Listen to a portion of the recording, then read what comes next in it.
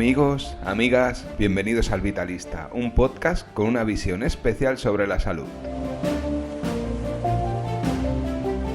Quedas invitado a pasar, ponte cómodo y vamos allá con un nuevo capítulo. Soy Andrés Cuadrado, me dedico a acompañar procesos de salud y de cambio en mi consulta en Hospitalet de Llobregat y a divulgar esta visión vitalista y humanista del mundo y de nuestra salud.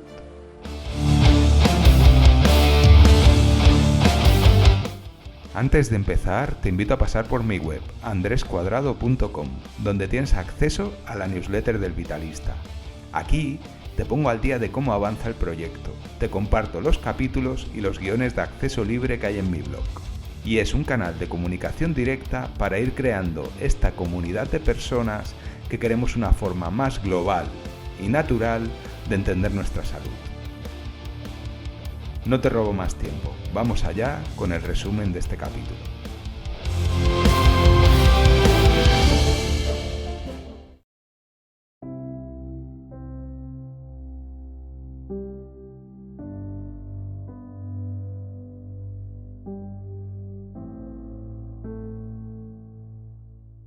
En el capítulo de hoy no tengo que hacer un resumen porque es una charla entre Miki y yo y la verdad es que está muy interesante. Lo único que os quería comentar de antemano es que cuando lo grabé lo hice con una tarjeta de sonido que tuve que cambiar y mi voz quedó un poco baja, ¿vale? A Miki se le oye perfectamente, que tal vez es el que más importa que escuchéis, pero tuve que retocar un poquito mi parte, o sea, mi voz con un programa y se me oye un poco raro, ¿vale? No es que tenga un problema en la boca, sino es un problema al tratar el audio. Sin más, os dejo con la charla. A mitad haré como un resumen y un poquito de conclusiones y os dejaré con la otra mitad de la charla, ¿vale? Va a ser un capítulo muy largo, pero lo podéis escuchar cuando queráis, ¿vale? Muchas gracias y hasta pronto.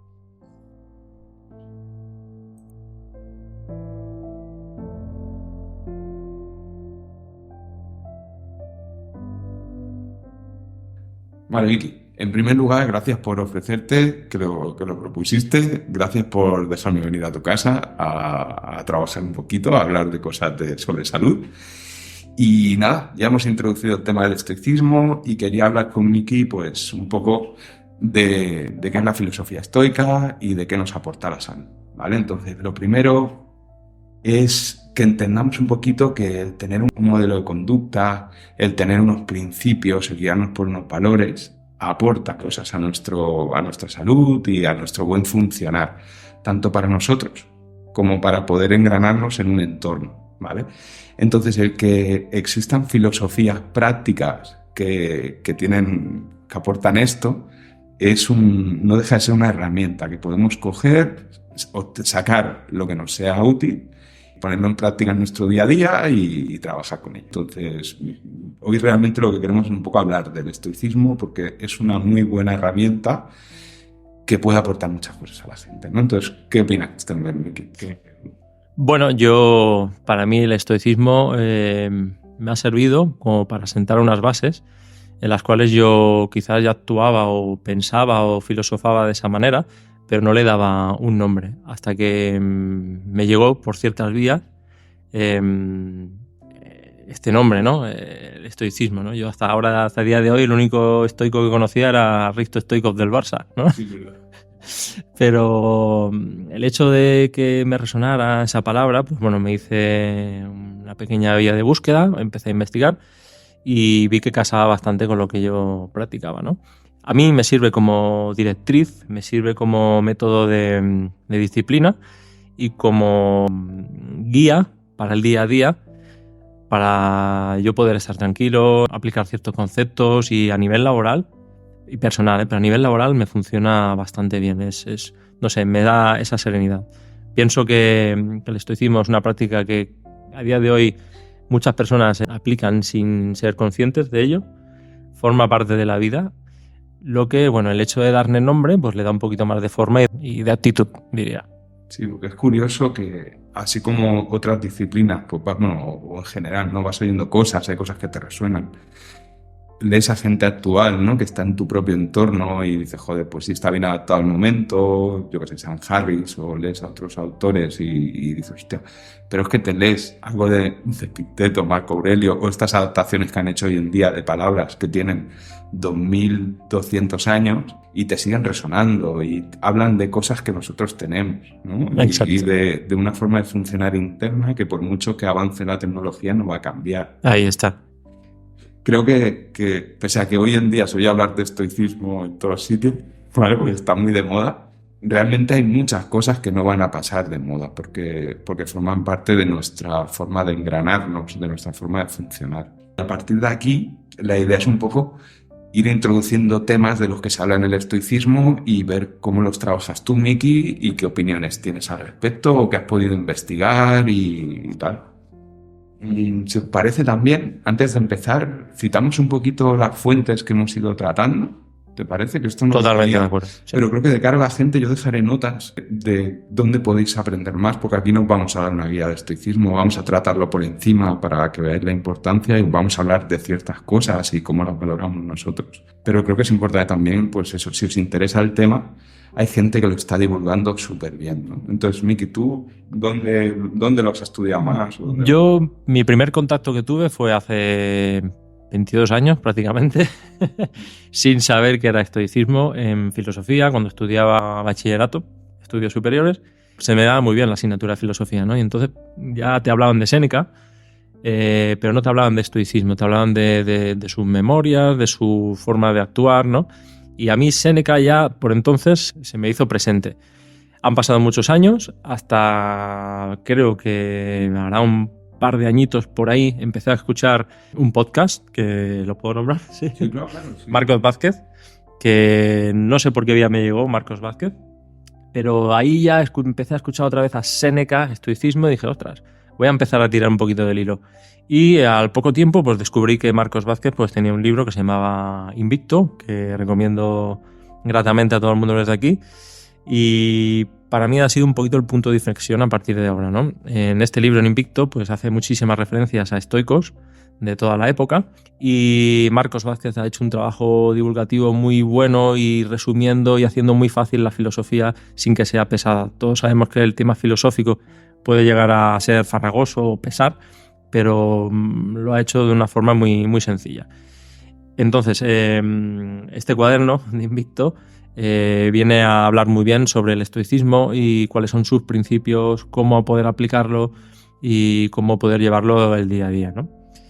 A partir de aquí, de Invicto, pues también empecé a consultar otras fuentes, Meditaciones de Marco Aurelio.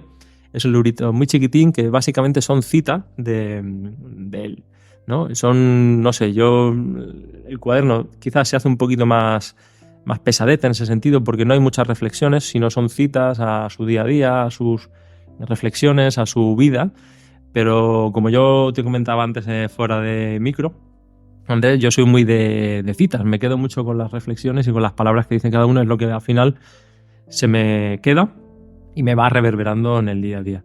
Básicamente mis dos fuentes a nivel de papel han sido Invicto y las Meditaciones de Marco Aurelio. Y después, mediante búsquedas por internet, pues bueno, vas leyendo y escuchando a gente, pues como decías tú antes, que lo hace muy bien, la verdad. Sí. Hay también un podcast que es bastante interesante, aparte del Larguete, y hay una parte gratuita que está muy bien, que se llama El Estoico. Sí, creo que lo he escuchado. Sí, vale la pena también. Y a ver, yo básicamente me he documentado a este nivel. O sea, tengo un nivel bastante usuario. Pero bueno, si te parece, entramos ahora un poco en diferentes temas del estoicismo y cómo los podemos abordar o entender, ¿vale? Entonces, mira, pongo, la conciencia es un proceso individual y subjetivo, interpretamos solo una parte de la realidad y solo hacemos consciente una parte de lo que llegamos a procesar. Una de las máximas estoicas es que como interpretamos las cosas, se traduce en cómo te afectan las cosas y cómo actúas ante ellas. Es decir, que no es tanto lo que te ha pasado fuera o lo que te han hecho, o lo que has podido, la agresión que has podido recibir, sino el qué haces tú con ello, ¿no? Y esto es súper interesante porque lo mismo es para una discusión que para un accidente, que para una pérdida. O sea, pensar que cuando se escribe todo esto, perder un familiar no era algo tan selecto como es hoy. Es decir, hoy perder un hijo es algo que puede traumar una vida y puede traumar todo un entorno, porque por suerte hoy nuestros hijos llegan a mayores, ¿vale? Pero en la época de los romanos, los niños, no sé si Marco Aurelio de 5 hijos o de 7 hijos le habían vivido 3 o algo así. Exacto. ¿Vale? O sea que a ellos les proporcionaba herramientas a estos niveles, ¿no? Y hoy en día, de cara a los pacientes, cómo podemos entender un proceso patológico, por ejemplo, desde esta forma, nos ayuda, pues eso, a que no sea algo tan traumático o que no te haga tanto daño, ¿no? Que lo que pasa es una cosa y el cómo lo interpretas tú es otra, ¿no? A este nivel... Sí, totalmente de acuerdo. Yo estoy muy de acuerdo también con unas palabras que vienen a decir que todo lo que escuchamos es una opinión, no un hecho, y todo lo que vemos es una perspectiva, no la verdad, ¿no? La capacidad de observar la realidad de manera objetiva y racional es lo que viene a enseñar el estoicismo, ¿no? De esas herramientas de cómo interpretar realmente lo que te pasa, de intentar aprender también de lo malo, como tú decías, la pérdida de un hijo, un familiar, ¿no? Ellos hacían ver que el hecho de que algo traumático apareciera, siempre había la oportunidad de aprender y evolucionar y progresar, ¿no? Es un trabajo muy difícil y muy arduo. Nosotros, como terapeutas que somos, creo que lo practicamos cada día con pacientes, Andrés, y intentar hacer aprender a la gente de las cosas que les suceden, a veces es una misión complicada. Pero el estoicismo te llena de herramientas para poder sobrellevar ciertos procesos o etapas de lo que es la vida al final. Sí, y aparte también a este nivel, la neurociencia o el estudio de las percepciones, de la interpretación, también aboga por esto. Es decir, se habla hoy en día del cerebro como un filtro de la realidad. En el entorno hay, yo qué sé, 100.000 millones de estímulos y nosotros procesamos 1 millón. Y hacemos consciente, que ese es otro tema, 60, ¿vale? O sea, vivimos en una conciencia constante y nos creemos que esa conciencia o eso que está pasando es la realidad. Y no es así. O sea, tú, por desgracia, tu realidad es lo que te puedes permitir interpretar. Es tu perspectiva. Exacto. Y esto los filósofos históricos lo decían hace 2000 años y hoy en día, como para muchas otras cosas, tenemos una base para entender esto, ¿sabes? Exacto, sí, totalmente. Lo que tú has comentado, ¿no? Que filtramos todas esas experiencias, ¿no? El hecho de que todo eso te conlleve a pensar de una manera o a crear una creencia en la cual te haga vivir de cierta manera, los estoicos te llevaban a intentar interpretar estas señales y conducirlas hacia un bien siempre. Y siempre desde la razón, ¿no? Es decir, yo a modo práctico, pues de cara a cuando tienes una discusión con alguien o yo, por ejemplo, me he vuelto estoico al volante. Muy bien. Hace años iba por la carretera y siempre me cabreaba. ¿Qué te ha pasado a ti? Mira, me pasó ayer directamente con la motocicleta. O sea, Bueno, la vida te saca del estoicismo, ¿no? Exacto. Pero yo me acuerdo antes, hostia, quieras o no iba pitándole a la gente, pero yo me cabreaba, ¿no? Conducías y, hostia, siempre te está adelantando gente, te pasa gente, te apretan por detrás y llega un momento en que dices, hostia, es que el que se ofende eres tú, ¿no? Exacto. ¿Qué sentido tiene que yo me esté ofendiendo si el que va detrás vete a saber los problemas que tiene, ¿no? Exacto. Y un poquito la filosofía estoica o estos conocimientos, que tampoco es que haya que hacerse un sabio estoico, sino realmente es que tú cojas esas herramientas y te sirva pues, para un tema tan tonto como es conducir más tranquilo o pues cuando tengas una adversidad poder afrontarla, ¿no? Exacto. Aquí hay un dicho o una respuesta que me gusta mucho y aplico, justo hace referencia a lo que tú acabas de comentar, Andrés. Viktor Frankl hacía referencia a que entre el estímulo y la respuesta hay un espacio. En ese espacio tenemos la oportunidad y el poder de elegir nuestra respuesta. En nuestra respuesta se encuentra nuestro crecimiento y nuestra libertad. A esto le llamaba la pausa estoica, lo que tú dices, ¿no? Al final conduces cada día, si tú quieres cada día tienes problemas con el coche, con el que llevas al lado, delante, detrás, pero si alguien te increpa, a la práctica diaria, por ejemplo, aplicar esta pausa entre el ser increpado y el responder de forma automática, eso depende absolutamente de ti y eso se entrena. El hecho de poder dejar un espacio hace que esa capacidad, esa reacción a la ira vaya perdiendo esa energía. Y ahí es donde tú tienes que proponer cómo pasar ese proceso, ¿no? Al final, que nadie te perturbe y solo depende de ti de lo que pueda pasar en los siguientes minutos. y que tu respuesta denota lo que eres, las consecuencias que vas a tener y lo que vas a tener que asumir después. Exacto. Hay que hacerse también responsable de tus actos.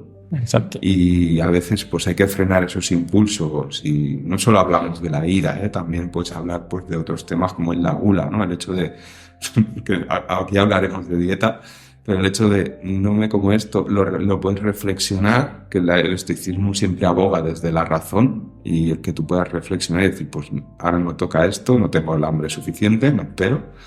Ahí está. Hazte responsable de tus propias respuestas. Exacto. Y pensar lo que ha dicho Miki, que estas respuestas vienen de un procesamiento, es decir, tampoco eres responsable al 100%, ni todo gira a tu alrededor, que esa es otra idea interesante. Es decir, el que te ha agredido a lo mejor no quería agredirte, no todo es responsabilidad nuestra, No. Es decir, tú tienes un constructo y muchas veces conscientemente no accedes no tienes la libertad. Últimamente estoy oyendo hablar mucho del libre albedrío y de si tenemos libre albedrío, ¿no? Sapolsky me parece que ha escrito sobre eso, y hay otros filósofos que tratan estos temas y hoy en día se empieza a poner en duda el tema del libre albedrío, que es un problema para la Iglesia Católica. Sí. O sea, hay toda una parte inconsciente sobre la que puedes acabar influyendo, pero que cuesta mucho trabajo, ¿no? Por un tema sencillo, la dieta y las culpas por no conseguir mantener una dieta. Sí. Con la parte consciente puedes acceder a una misma parte. No te trabajes toda esa parte inconsciente, pues con buenos hábitos, con ejercicio, con, no sé, se me ocurre meditación, con buenas relaciones sociales. En el corto plazo no vas a conseguir nada. Exacto. Yo aportaría que, trasladándolo a nuestro campo terapéutico, ¿no? Se trata al final de energía en el cerebro, ¿no? Si en tu cerebro no hay la energía adecuada y suficiente, tú no puedes tomar una conducta ni generar unas respuestas adecuadas.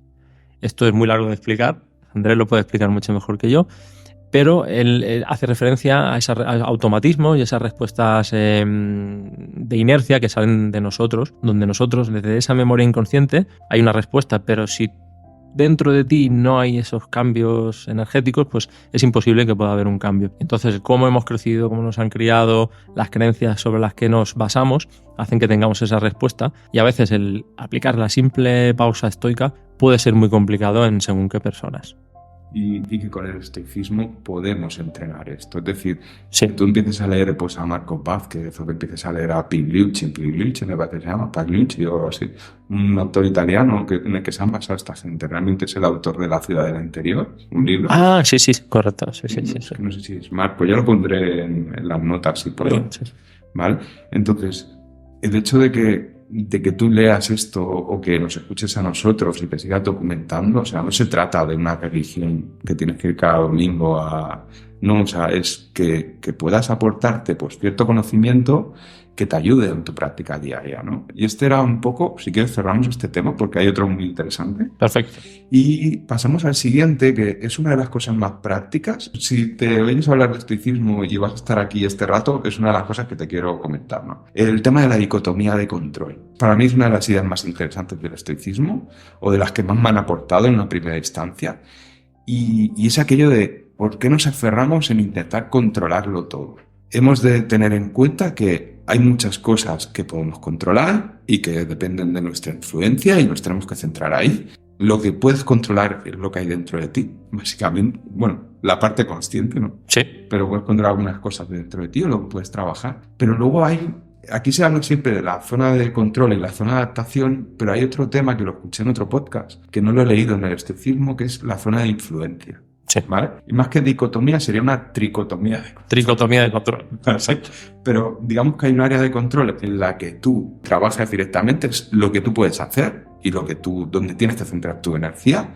Luego hay un área de influencia, una zona de influencia, que es donde tú no decides, pero puedes influir, ¿no? Por ejemplo, en la educación de un hijo, ¿no? Sería un caso de, bueno, tu hijo tiene su propia autonomía y él va a decidir lo que tiene que hacer, pero tú puedes dar tu ejemplo, puedes enseñar cosas, puedes hablar, puedes influir, ¿no? O con si eres jefe de alguien, o incluso ahora hay jefes a los que se les puede influir un poco, ¿vale? Pero o con tu pareja, o con amigos, ¿no? Tú puedes influir un poquito en este entorno, pero sin llegar a controlarlo. O sea, controlarlo es patológico, ¿vale? Y luego hay otro tema, que es el área de adaptación. Hay cosas que un poco toca, pues, aceptar y fastidiarse, ¿no? Con esto hago la introducción y dejo que Miki elabore, que si no... Perfecto. Dicotomía de control, me encanta. Yo creo que es algo que los que nos dedicamos a la salud solemos aplicar constantemente, porque cuando tú estás aplicando un tratamiento, si eres consciente de que nosotros al final no curamos nada, no somos milagrosos, sino que simplemente acompañamos y apoyamos e inducimos cambios. Y a veces a mí la dicotomía de control, o llegué a la dicotomía de control, ponerle al menos este término, pues mira, quizás por un proceso laboral, ¿no? Prácticamente, donde intentas ayudar a todo el mundo y a veces es lo que decimos, es muy difícil poder llegar a generar tantos cambios. A veces nosotros mismos, desde el punto de vista terapéutico, tenemos más ganas de ayudar a los pacientes que los propios pacientes, ¿no? Y eso te genera una cierta frustración. Entonces, el hecho de poder entender la dicotomía de control que tú puedes hacer por cambiar o revertir la perspectiva de lo que tú puedes controlar, pero tú no puedes hacer, por ejemplo, que ese paciente cuando llega a su casa pues aplique todo lo que le has comentado, hábitos que debe cambiar. Ahí entra esa parte de la dicotomía de control, ¿no? Cuando tú intentas invadir ese espacio que no puedes controlar, al final te genera una frustración. Los estoicos hablaban mucho sobre este término porque el hecho de entrar en esa frustración acababa generando un problema o acababa siendo patológico, ¿no? Y entender que la dicotomía de control solo depende de ti, de lo que tú hagas, de lo que puedas hacer, y el resto de cosas que sucedan que escapan a tu control incluso invitaban a poder abrazarlas, a apreciarlas e incluso a aprender de ello.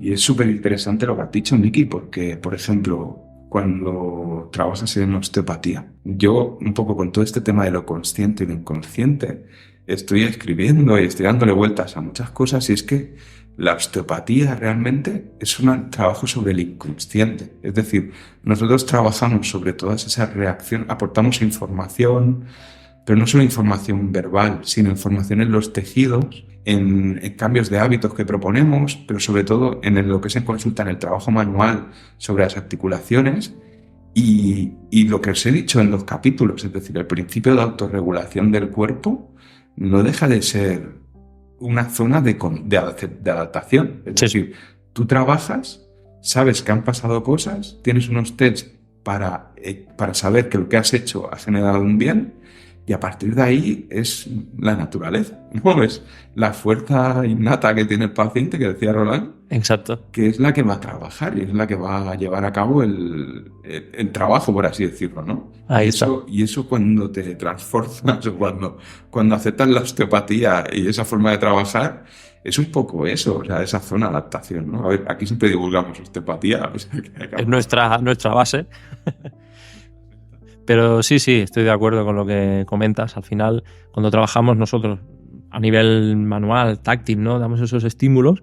Estamos trabajando una parte del sistema nervioso y del sistema inmunológico que pasa a filtro directo, ¿no? Y a veces a Andrés le habrá pasado igual que a mí, que estás trabajando con alguien y haces una técnica, cual sea, con una intención, es más importante la intención que la técnica, y generas una reacción emocional, ¿no? O el paciente empieza a escojonarse de la risa sin saber por qué. Ellos creen que le estás haciendo cosquillas, pero no lo son, o empiezan a llorar, ¿no? Y directamente ahí estás haciendo un trabajo muy profundo que tú has inducido mediante tu dicotomía de control, has controlado lo que puedes hacer, pero la respuesta ya no depende de ti, ¿no? Y eso es lo que viene a explicar un poquito este concepto.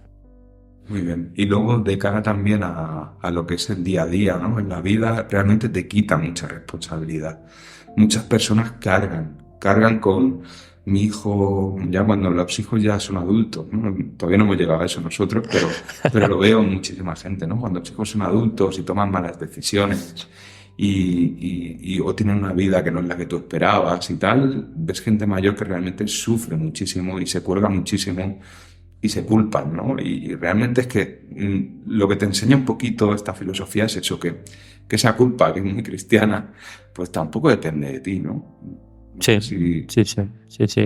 correcto. Al final, lo que decía antes, ¿no? Genera esa frustración, ¿no? Pero a mí me intriga muchísimo y es algo sobre lo que reflexiono mucho, sobre la capacidad del ser humano de intentar, volver, intentar, tropezar, y a pesar de que te equivoques, volver, volver y volver. Por las últimas formaciones que estoy haciendo entiendo que es una cuestión de energía, ¿no? Es algo que te hace repetir, ¿no? Y como no hay un aprendizaje, no hay una respuesta que es la que tú buscas y necesitas, pues vuelves a tropezar, ¿no?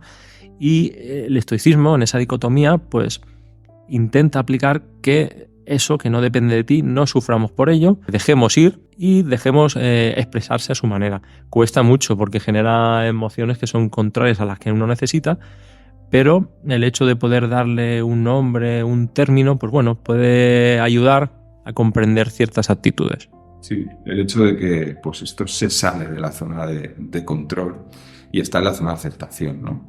Mira, yo tengo una anécdota personal, así un poco, pero es por ejemplo cuando mi hermano tiene 6 años menos que yo y tuvimos muchos conflictos porque yo intentaba asumir a veces un rol como de padre, ¿sabes? Porque bueno, la figura paterna pues era la que era, que tampoco es que esté muy mal, pero entonces asumía eso y realmente a él le costaba aceptarlo, yo no debía asumir ese rol y hostia, lo he visto muchos años después, ¿sabes? O sea, cuando, pues bueno, en los aprendizajes que haces en la vida y yo ahora tengo una muy buena relación y jamás me volvería a meter en cosas que intentaba meterme y él pues realmente lo acepta ya desde... Y aparte del hermano, como sé que me escucha, que lo dejo. Pero sí, ¿no? Son estas cosas, estos aprendizajes y este tipo de filosofías te ayudan y realmente vale la pena meterse ahí o asumir una religión. Exacto, al final has comentado esto que es muy interesante, que es el hecho de tropezar y volver a repetir, forma parte del aprendizaje, es lo que te hace tomar vías y búsquedas para intentar comprender, ¿no? Entonces a veces no nos frustremos en lo que volvemos a equivocarnos y tal, y como decían los estoicos, intentemos aprender de esa oportunidad que te está diciendo algo, te está llevando a algo, intentar dejar escapar de esa zona de confort que no puedes controlar y adaptarla a tu día a día. Muy bien.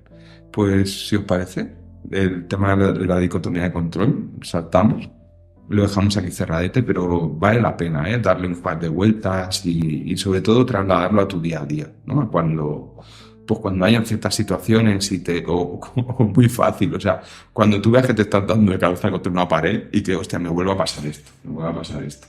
Mira en ti primero, a ver qué puedes cambiar para que te vuelva a pasar, o mira si es que realmente no puedes influir sobre eso, ¿no? Mira, quería acabarlo, pero me habéis traído, ¿no? Yo, por ejemplo, trabajo en un hospital y es una estructura muy grande, o sea, no es el hospital del Liche, pero es un hospital de segundo nivel grandecito.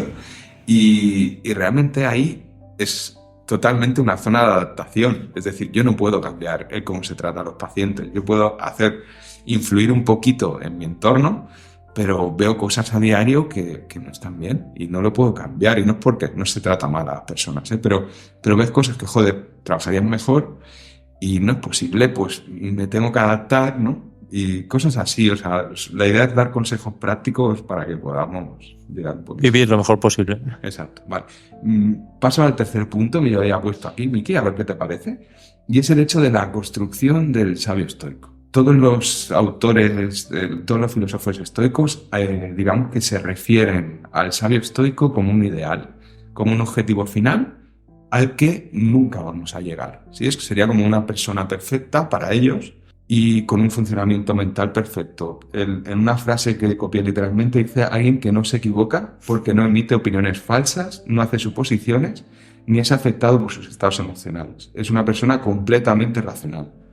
Llegar a esto sería muy aburrido, ¿vale?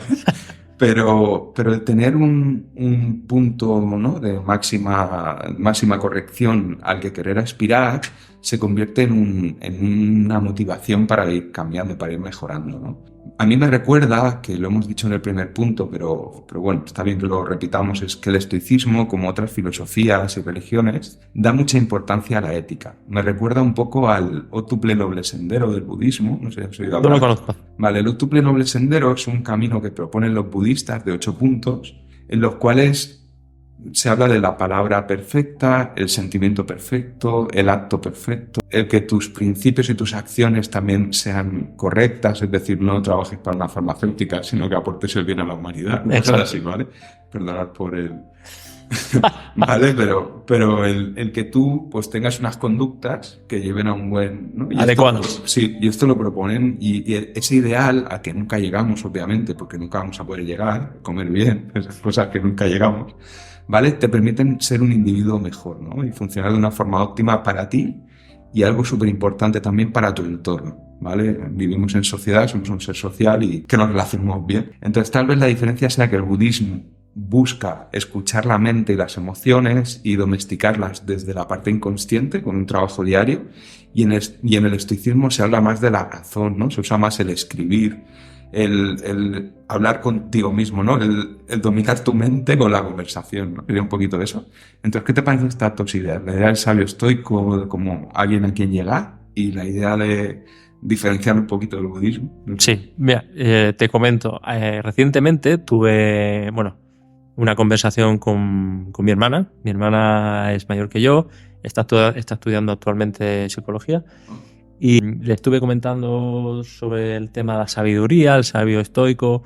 Yo hablo mucho con mi hermana, reflexionamos muchísimo al respecto y me hizo muchas gracias su respuesta porque explicando lo que decía Andrés de la sabiduría y el sabio, me comentó para aplicar esto hay que estar al borde de la iluminación. Entonces, puedo estar más o menos de acuerdo con ella, porque como comentabas antes, todos los inputs que nos llegan desde fuera, todas esas señales, es difícil centrarse, pero no es imposible, ¿no? Los estoicos hacen referencia a la sabiduría como un principio estoico, ¿no? Al desarrollar esa forma de ser un sabio. Esa forma de ser un sabio, al final, era la aplicación de esos principios, que era actuar con virtud, como decías, ¿no? El llamado arete que ellos le dicen, que es la excelencia en todo lo que haces. Cualquier acción que puedas hacer, cometer, hazlo lo mejor que puedas, déjate la piel, ¿no? No dejes nunca nada en el depósito. Eso es actuar con virtud. La buena vida, lo que te da la felicidad, aplicar esa eudaimonia, cómo desarrollar tu potencial, ¿no? El intentar ser algo no dejando llegar a ser. O sea, no quiero llegar a ser esto, no llegues, hazlo y no lo intentes. Si lo intentas te quedas en el camino. La sabiduría, como hemos explicado antes, y actuar siempre con coraje, justicia y disciplina, ¿no? Eso es lo que al final te hacía llegar a ser un sabio estoico y sobre todo para mí una de las cosas más importantes es lo que hemos comentado antes, la pausa estoica. Un estoico siempre no se dejaba influir y actuaba siempre con virtud porque siempre delante de un estímulo dejaba un espacio, no dejaba que sus pensamientos lo dominaran y hacía un pensamiento racional. Si nosotros actuamos de forma repentina, es lo que decíamos antes, Andrés, actúa nuestro inconsciente, ya nos están dominando, ya no es lo que tú quieres que pase. Entonces, un sabio, al borde de la iluminación, como comentaba mi hermana, era dejar ese espacio y aplicar virtud, sabiduría, coraje, justicia y disciplina desde un racionalismo. Yo creo que ahí viene a explicar eso un poquito. El tema del budismo lo desconocía totalmente, pero creo que con otras palabras viene a ser un estoicismo pero oriental, ¿no? ¿Corrígeme? Sí. Ya no sé si... supongo que antes fue el budismo, ¿no, Andrés? Uh-huh. Ahí ya los tempos no los controlo mucho, pero es curioso, ¿no? Como en una parte muy lejana del mundo y un poquito más lejos en la otra se aplican mismos conceptos espirituales con nombres diferentes, ¿no? Ya no sabemos la influencia que hay entre unos y otros, pero no deja de ser curioso y no sé, me genera esa sensación de saber realmente de dónde viene todo este tipo de espiritualidad.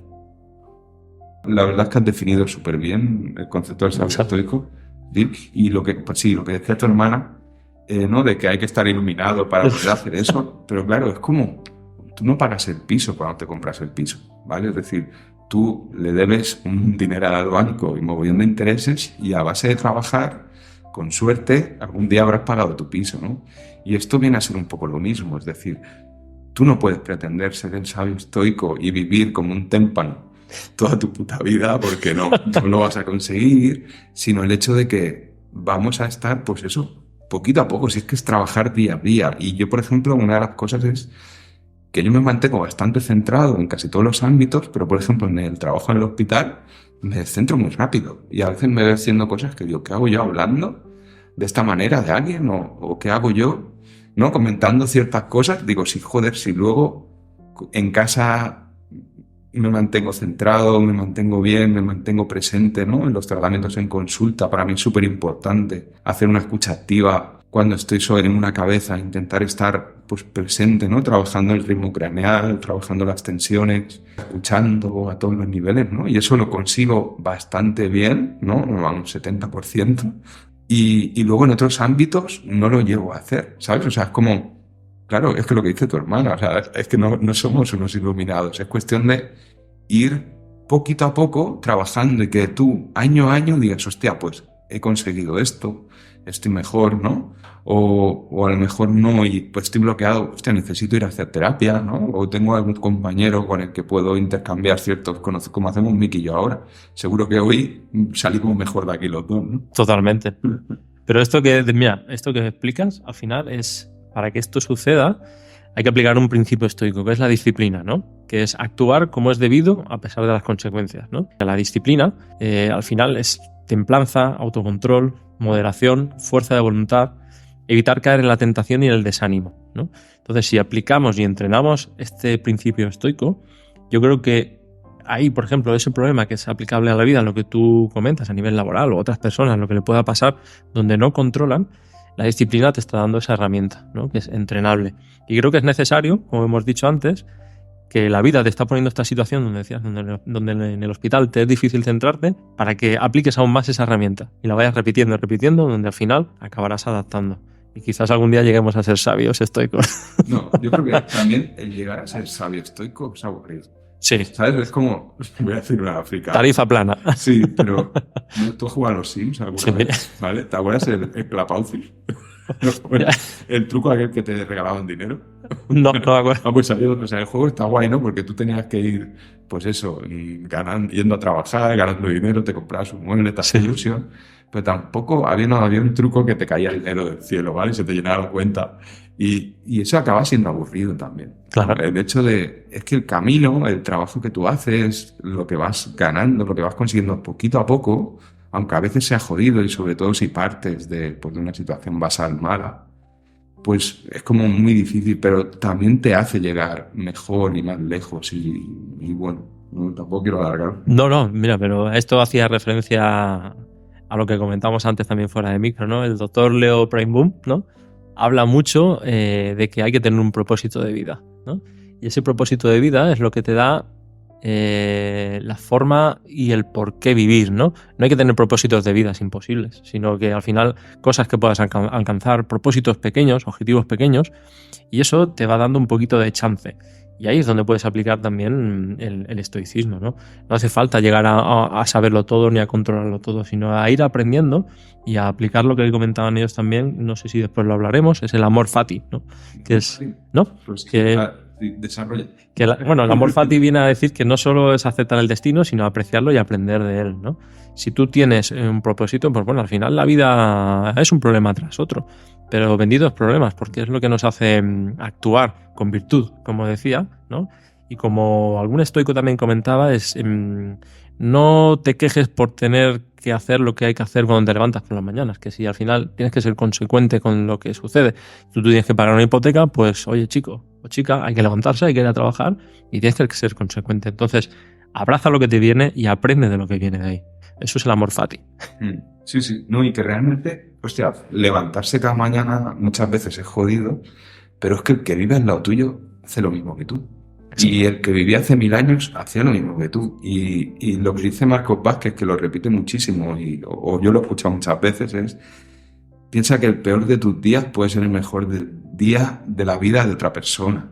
Es decir, hay gente que vive muy jodida y a lo mejor actúa de otra forma, ¿no? Y nosotros, que somos gente privilegiada, realmente estamos en el 5% de los privilegiados de este planeta, aunque seguimos teniendo problemas, ¿no? Y un poquito es eso, o sea, el levantarte cada día realmente ten un propósito, y lo que decía Miki, ¿no? Con ese propósito vas a poder tirar adelante y cuando llegues a ese propósito va a haber otro esperando. Y es que la vida es así, es que no se acaban los problemas, no se acaban las cosas que hacer, y tu felicidad, que es el siguiente tema que quiero hablar, y tu felicidad nunca va a estar ahí, o sea, es un estado transitorio. Sí. ¿Te parece que quieres añadir algo o No. hilo con el siguiente? Sí, podemos pasar. Pues mira, aquí lo he escrito mucho, pero es el tema de la felicidad desde el punto de vista de los estoicos. Es que hay un tipo de felicidad que se llama hedónica, que es aquella que te proporcionan las cosas que quieres conseguir, ¿no? O las cosas, yo qué sé, pues consigues un coche y eso te aporta felicidad, eso se llama felicidad hedónica. Y placer. Y placer, exacto. Y luego había lo que ellos llaman la felicidad eudaimónica o la eudaimonia, que viene un poquito como del interior, ¿no? Es como un estado en el que no puedes estar constantemente, pero que digamos que nace de esa virtud, ¿no? De eso que consigues con tus actos y con tu entorno, y como digamos una felicidad más natural, ¿no? Por así decir, que no dependes de agotar recursos ni de comprar cosas que han costado un ojo de la cara a alguien en la otra punta del mundo y cosas de ese estilo, ¿no? Aquí es donde yo creo que se puede aplicar el concepto de amor fati, ¿no? Que es lo que hemos comentado y repetimos constantemente. El estoicismo es una línea que constantemente repite conceptos y todo se basa en sus principios. O sea, pero es ir cambiando un poquito el contexto en el que se mueven estos principios, ¿no? Y el amor fati te está explicando esto, te está diciendo que para poder llegar a esa eudaimonia, esa felicidad, tienes que abrazar todo lo que viene, tienes que hacer un trabajo por entender las oportunidades que se te presentan y a partir de ahí generar cambios y conductas que te lleven a esa felicidad, ¿no? Intentar aprender de todo. Si se te presenta un problema en el trabajo, tómatelo como un desafío, tómatelo como un propósito. Voy a superar ese desafío que se me ha propuesto, me ha puesto la vida por delante, e intentar sacar lo mejor de ese desafío. Aunque sean muchas horas de trabajo, te conlleve a ciertos conflictos, pero algo bueno sacarás de ahí. Como has explicado antes, tú y yo, después de salir de esta charla, seremos mejores. Hemos aprendido y eso pues te da felicidad. A mí por lo menos me la da, porque te da lo que te hace llegar un poquito a esa sabiduría y a ese sabio. El tema de la felicidad, ¿no? Aparte, hoy en día, yo por ejemplo que los ratos libres voy escuchando a gente hablar, me acostumbro a escuchar podcasts y escucho de diferentes temas, ¿no? Y todo el tema del autoconocimiento, de la autoayuda, de la productividad personal, que son cosas que me gusta escuchar. Es como que la felicidad es como una meta o como algo que se valora, se aprecia. O sea, lo tengo puesto en la web, de hecho, ¿no? Que la felicidad es aquello que vives entre mierda y mierda. Sí. Y es un poco así, un poco cenizo, pero no deja de ser, o sea, son momentos y no hay que estar siempre. Por ejemplo, mira, en el hospital me han dejado con los años hacer unas charlas a pacientes, ¿no? Y sin ser psicólogo les hablo un poquito de gestión emocional.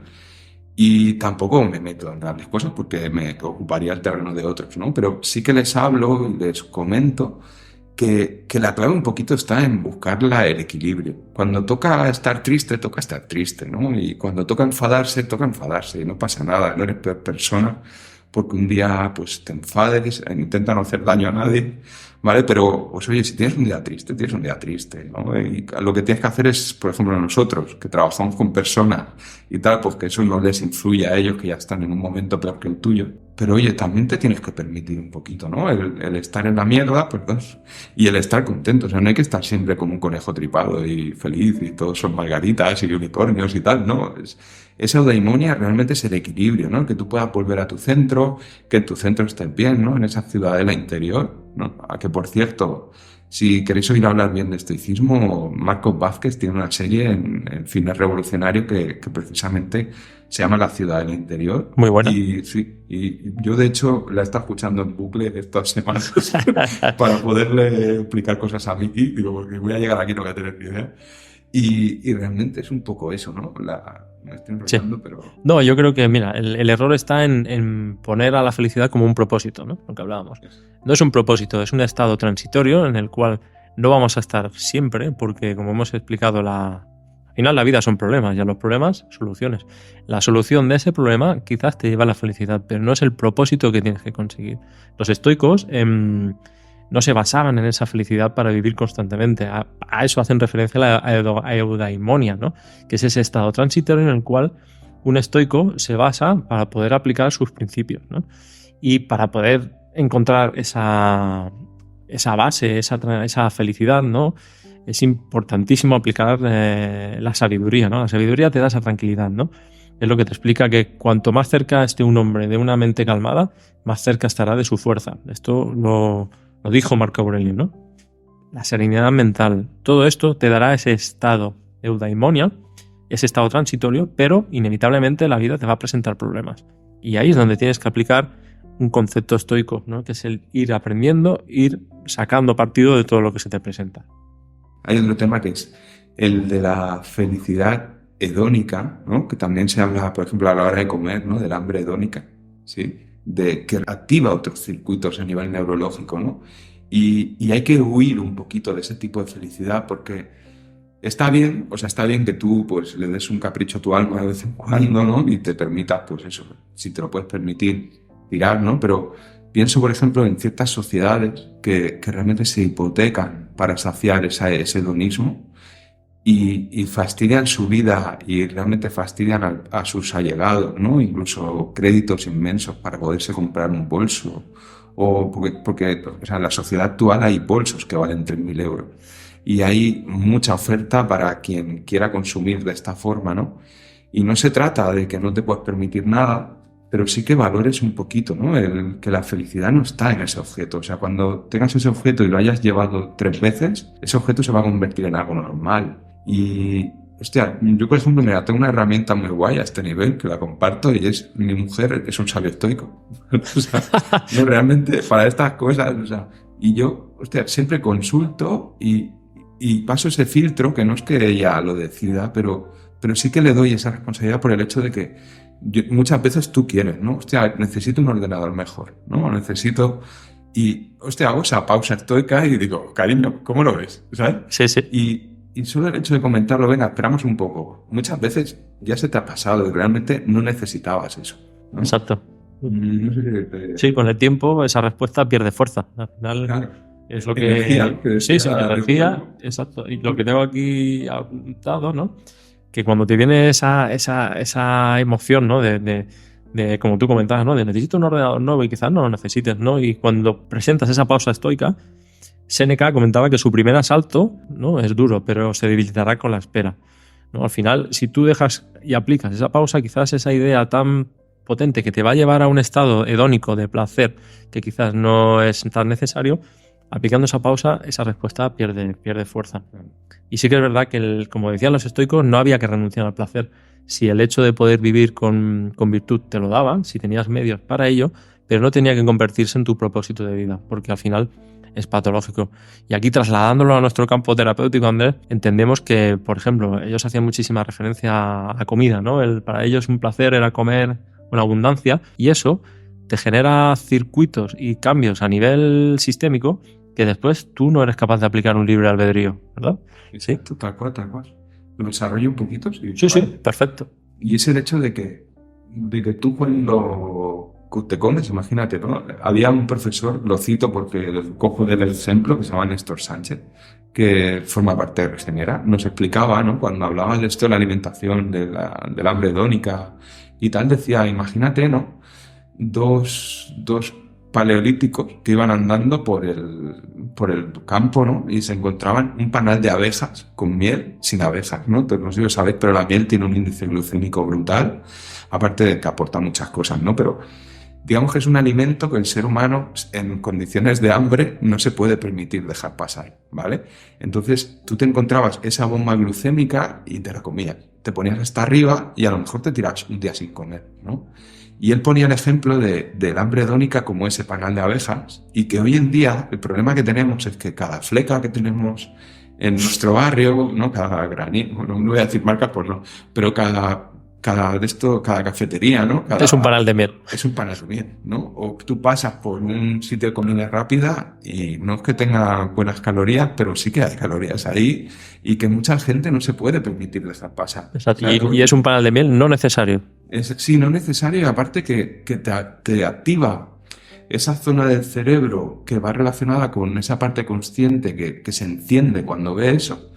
Pero en cambio, ciertas sustancias como la leptina, como la insulina, regularla, ¿no? Como pues ciertos mecanismos que hay en el cuerpo para controlar la saciedad y para darnos esa sensación de que estamos bien, se apagan. Es que no tenemos ese control, esa saciedad, muchas personas. Ya lo estás escogiendo, ya no hay libre albedrío. Exacto. O sea, lo pierdes porque hay algo en tu inconsciente que tú estás alimentando sin querer, ¿eh? O sea, no se trata de que lo hagamos mal, es que sin querer estamos haciendo cosas que son algo que debería ser anecdótico, sí, o una experiencia maravillosa, pero que pasa una vez al año, y lo estamos convirtiendo en algo semanal, si tienes control. Hay gente que lo hace a diario. Abundancia. Sí. Pero bueno.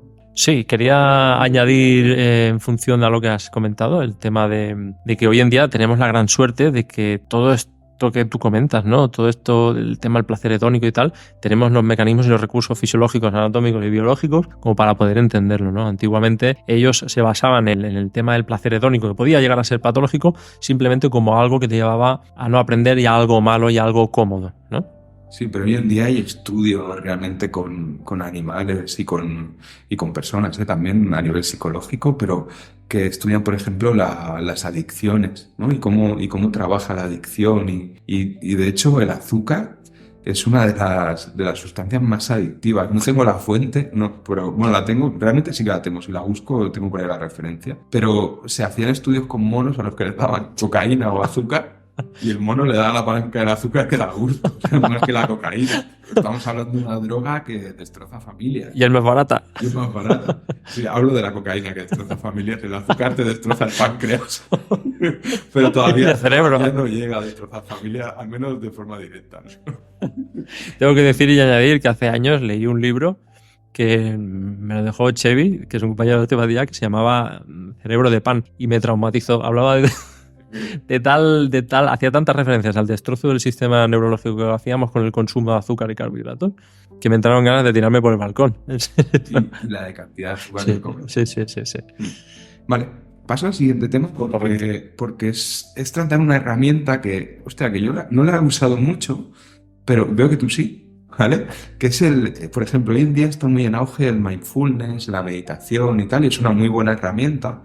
Pero a través me da la sensación, ¿no? Por ejemplo, el libro de Marco Aurelio, Meditaciones, realmente son escritos que él hacía para autovalorarse, autogestionarse, ¿no? Y la herramienta de escribir un diario, de poder escribir y entrar en comunicación contigo mismo, que es algo que yo lo he visto. O sea, hay terapias, no sé si es la terapia breve o hay algún tipo en psicología cognitivo-conductual, también muchas veces te proponen que escribas un diario. Exacto. Y el estoicismo es una de las cosas que tiene, es una de esas herramientas que yo la pongo a la par con la meditación, que por ejemplo los estoicos no meditaban como tal, no, pero sí que hacían este trabajo de hablar con la razón, de hablar con la mente, que no deja de ser el escribir un diario, ¿no? Exacto. Y es una muy buena herramienta. Yo lo hago anualmente o trimestralmente, que me siento un rato a valorar cómo me ha ido el trimestre, o con los que estéis suscritos a mi newsletter, ya lo dejo ahí. En esta de Navidad os hablo un poquito de esto, pero si alguien se quiere suscribir. Vale, entonces, el tema de tu poder escribir y comunicarte contigo mismo, no sé si tú, que creo que te dedicas un poco a ello. Sí, mira, que aquí le estoy enseñando a Andrés. Llevo un diario que se llama Tareas, Ideas, Proyectos y Reflexiones, ¿no? Este es mi tercer diario. Chiquitín, siempre compro las libretas pequeñitas. Yo me defino como una persona hiperactiva, multitasking, pero inducido de forma inconsciente. Lo estoy trabajando y hoy en día lo llevo mucho mejor, ¿no? Perdón, doy fe de ello. ¿Vale? Miki lleva un negocio, una familia con 3 hijos, ¿sí? Un tío se dedica a ello. Y el colgado, porque no tiene se va y se apunta a Salamanca a estudiar PNI durante 3 años. O sea, quiero decir, un tío que vale la pena escucharlo. No. Correcto. Los estoicos, como bien decía Andrés, no meditaban, pero de ahí tantas reflexiones y tantas frases, tantos dichos. Ellos, cualquier idea que se les pasaba por la cabeza, la anotaban. Y eso era una forma de reflexionar, al fin y al cabo, y de hacer constatar todo eso que se te pasaba por la cabeza. Por eso digo que cuando empecé a leer sobre estoicismo, dije, hostia, si esto, jolín, si yo podría estar ahí, ¿no? Y a ser otro estoico más, ¿no? Porque hay muchas cosas que ya aplicaba sin ser consciente de ello. Y sí que es verdad que como los estoicos, llevar un diario, llevar algo donde poder aplicar y reflejar lo que se te pasa en ese momento por la cabeza, es importante, es como meditar. Es un momento de calma donde tú aplicas o haces reflejar una idea que con el tiempo, a veces esa idea, tú puedes aprender de ella, ya sea algo malo o algo bueno, sacas siempre partido de ella. Y a mí me ayuda ya no a apuntar cosas. Tengo una agenda donde apunto mañana tengo que ir a llevar al niño a tal sitio, tengo que ir al médico, etc. Pero en esta libreta siempre apunto mis reflexiones. Tengo, como aquí ve Andrés, pues mira, tareas que necesito hacer a futuro, reflexiones osteopáticas, tengo tablas de multiplicar de mi hijo, tengo frases, tengo dichos, ¿no? Y todo esto, pues bueno, de vez en cuando, una vez lo tengo apuntado, voy leyendo y de ello pues voy aprendiendo, como hacían los estoicos. Mira, de hecho, yo este podcast, todo lo que os digo, bueno, ahora no porque estamos Miki y yo hablando, pero normalmente es un escrito que he hecho, ¿no? Y a mí me está sirviendo un poco porque yo escribo y a lo mejor repaso el capítulo a los 3 meses, ¿no? Y me sirve un poquito para conocerme un poco a mí mismo, ¿no? Hay veces que mientras me voy repasando empiezo a escribir y luego digo, pero si ya lo habías escrito, Andrés. Es decir, eres mejor de lo que te crees, desgraciado. Es un poco de esa, ¿no? O a veces no, a veces, hostia, mira, lo pensaba aquí y tal, pero es como que es un autofeedback que haces contigo mismo y luego a lo mejor no tienes ni que releer. Yo porque lo releo para el podcast, pero ahí yo he escrito a veces cosas que se han quedado ahí y Sí. mejor que no lo lea otro, ¿no? Porque ya sabes lo que piensa. Pero es una muy buena herramienta, ¿no? Exacto, sí. Quería yo hablar un poquito. Sí, de ahí todas esas reflexiones. Yo creo que todas estas ideas que ellos tenían, al final les daban un poquito de forma, ¿no? Y se convertían en estas reflexiones, ideas cortas, fáciles y concisas de entender, que son las reflexiones estoicas o filosóficas.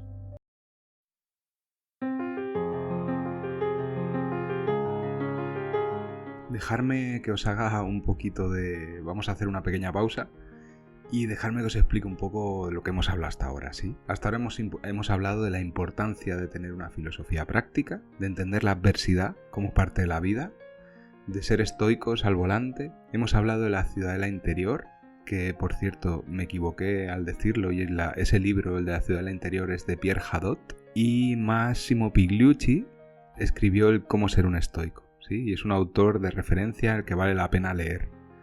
Luego os hemos hablado de la tricotomía de control, nos hemos salido un poquito, de los errores como oportunidad de aprendizaje.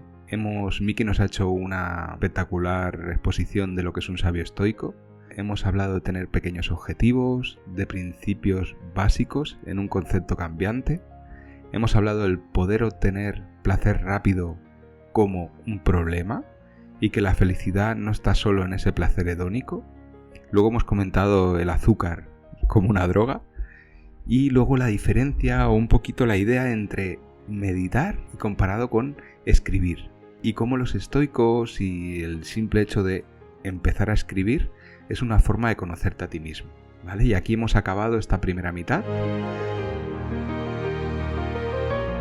Y lo que viene en adelante te lo voy a introducir ya, ¿vale? Porque así cuando acabe el capítulo haré simplemente una despedida y lo de siempre, que me sigáis y esas cosas. Y ahora en esta segunda parte vamos a hablar de coger perspectiva, de trabajar en el día a día en nuestro camino para no tener que apagar fuegos, de encontrar el espacio para ti y disfrutar de tus ratos, la idea de actuar con virtud. Luego entramos un poco en otro concepto que es súper interesante, que es el ponerse en el peor escenario para movilizarnos y valorar lo que tenemos. El huir del miedo por el miedo. Luego hay más cositas como el ¿para qué tanto si nos vamos a morir en menos de 90 años? Luego hablamos un poquito de la queja y las repercusiones que tiene en nuestra vida. Y también el parar y aprender de la propia queja. Hablamos también de escuchar la queja y buscar el cambio que nos pide, ¿sí? Entramos un poquito y hablamos un momento de la fibromialgia. Seguimos hablando de la muerte y la idea del memento mori. Y empezamos a hablar de que degeneramos con la vejez y la normalidad de eso, ¿no? Y lo normal y que forma parte de la vida. Miki nos habla del amor fati y de abrazar las cosas que nos vienen, aunque sean malas. Hago un pequeño comentario del pseudocomunista, de conformarte con poco para vivir o con lo que tenemos, e incluso dejar para los demás y vivir de una forma sostenible. Luego hay una pequeña ofensa porque una vez vi un bolso que valía 3.700 euros.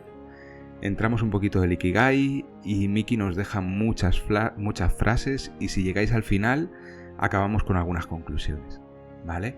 No me lío más. Gracias por haber llegado hasta aquí. Te animo a que sigas escuchando la charla y adelante, vamos con ella.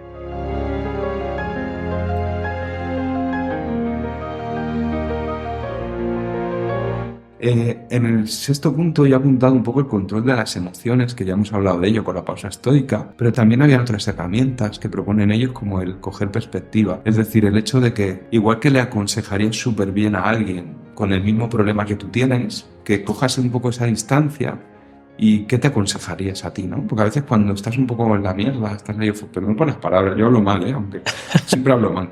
Aunque tú estés, eso, pues en un pozo, ¿no? Piensa que un poquito que si fuese otra persona la que está en ese pozo, a lo mejor sí que sabrías aconsejarle, ¿no? Y una de las propuestas que dan, y que a mí me la han dado haciendo terapia, por ejemplo, pero que también la he leído de Marcos Vázquez y de otras personas, es el hecho de esa perspectiva, ¿no? El coger, apartarte un poquito y volver a valorar la situación, ¿no? Y ese control emocional que lo haces a través de esa pausa estoica y dejar que la emoción se apague, o sea, vivirla y dejar que se vaya atenuando, también el salirte un poco, el coger perspectiva de ello, obviamente no cuando estás en el hospital asistiendo a alguien, ¿no? Pero luego a priori pues poder hacer esa pausa, esa introversión y decir, hostia, ¿qué haría aquí un sabio estoico? O mi caso, ¿qué haría Miki en esta situación? ¿No? Pero hostia, ¿cómo...? Creo que lo estás definiendo súper bien. Los estoicos hacían muchísima referencia a lo que tú dices, a visualizar, ¿no? La visualización. Yo a día de hoy lo traslado a, no sé si es un concepto que alguien tiene, pero no sé, me lo he aplicado a mí y lo veo de esta manera, ¿no? Vivimos en una vida, vivimos en una película que transcurre, ¿no? Y cuando en la película hay un problema, hay que salir de la película, hay que salir de la pantalla y sentarte en el sofá.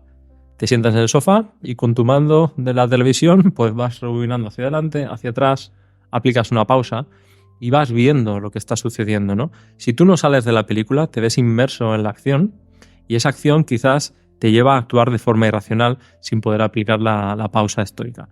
A mí me sirve ese concepto visual de, hostia, aquí tengo un problema, no sé, me ha pasado esto en el trabajo, he tenido un problema en casa con mis hijos, en el colegio. En vez de estar inmerso y dejarme llevar por las emociones y de esa manera ya no serías un estoico, si te dejas llevar, paras la película, pause, te vas al sofá, te sientas cómodo, como hacían los estoicos, y empiezas a visualizar procesos y etapas e intentas ver y aprender dónde puedes actuar y cómo puedes mejorar. Eso es la visualización que ellos explicaban antiguamente.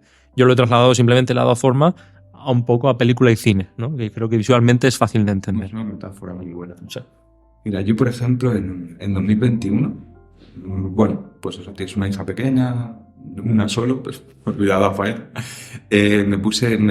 Había empezado con la PNI, tenía el trabajo, la consulta, estaba intentando hacer los trámites y tal. O sea, era un momento que realmente iba bastante atorado. Y descubrí el mundo de la productividad personal, empezó para mí el auge de los podcasts, de escuchar y tal, y me metí con la metodología GTD, no sé si te la has oído hablar. Creo que me has hablado tú de ella. Puede ser, porque hablo bastante a la gente, me resulta interesante. Y una de las cosas que hay es el coger perspectiva, ¿vale? O sea, ahí, por ejemplo, se habla de la metodología de control, lo que tú haces en tu día a día para controlar, pero todo desde una perspectiva, es decir, desde me siento pues trimestralmente, mensualmente, anualmente, y reviso un poco pues todas estas cosas, les pongo un nombre, ¿no? Les como a los demonios, ¿no? Exacto. Para exorcizarlos, ¿no? Les dan un nombre. Sí. Pues le pongo un nombre, lo pongo por escrito y hago pues esa perspectiva. Y te permite un poco, para mí ha sido un cambio, porque te permite un poco ir hacia donde tú quieres ir. Exacto. ¿Sabes? No solo como lo que hacemos en salud nosotros, ya no es curar enfermedades, sino trabajar para estar bien. ¿Sabes? Y aquí sería un poquito eso, ¿no? Voy apagando los fuegos que me van saliendo, ¿no? A mí se pone mal, hostia, ¿qué hacemos ahora? Tal. O sí, o me surge un problema con un paciente que no, a lo mejor no le estoy ayudando, tal. Me pongo nervioso, no. O sea, voy haciendo mejorías en mi día a día, ¿no? Ahora unas plantillas para poderle aportar información de forma más rápida. O me preparo algunos suplementos con los que más trabajo y voy a estudiármelo y no lo miro en el momento, ¿no? O voy revisando técnicas. Y son cosas que tú vas trabajando en el día a día para ser más eficiente, ¿sabes? O sea, voy trabajando el día a día no cuando debo trabajar, sino voy con la faena hecha, ¿no? Exacto. Yo me preparo este episodio y vengo aquí con unas cosas que decir, pero no vengo de vacío, ¿sabes? Sí. El trabajar en esa línea, ¿no?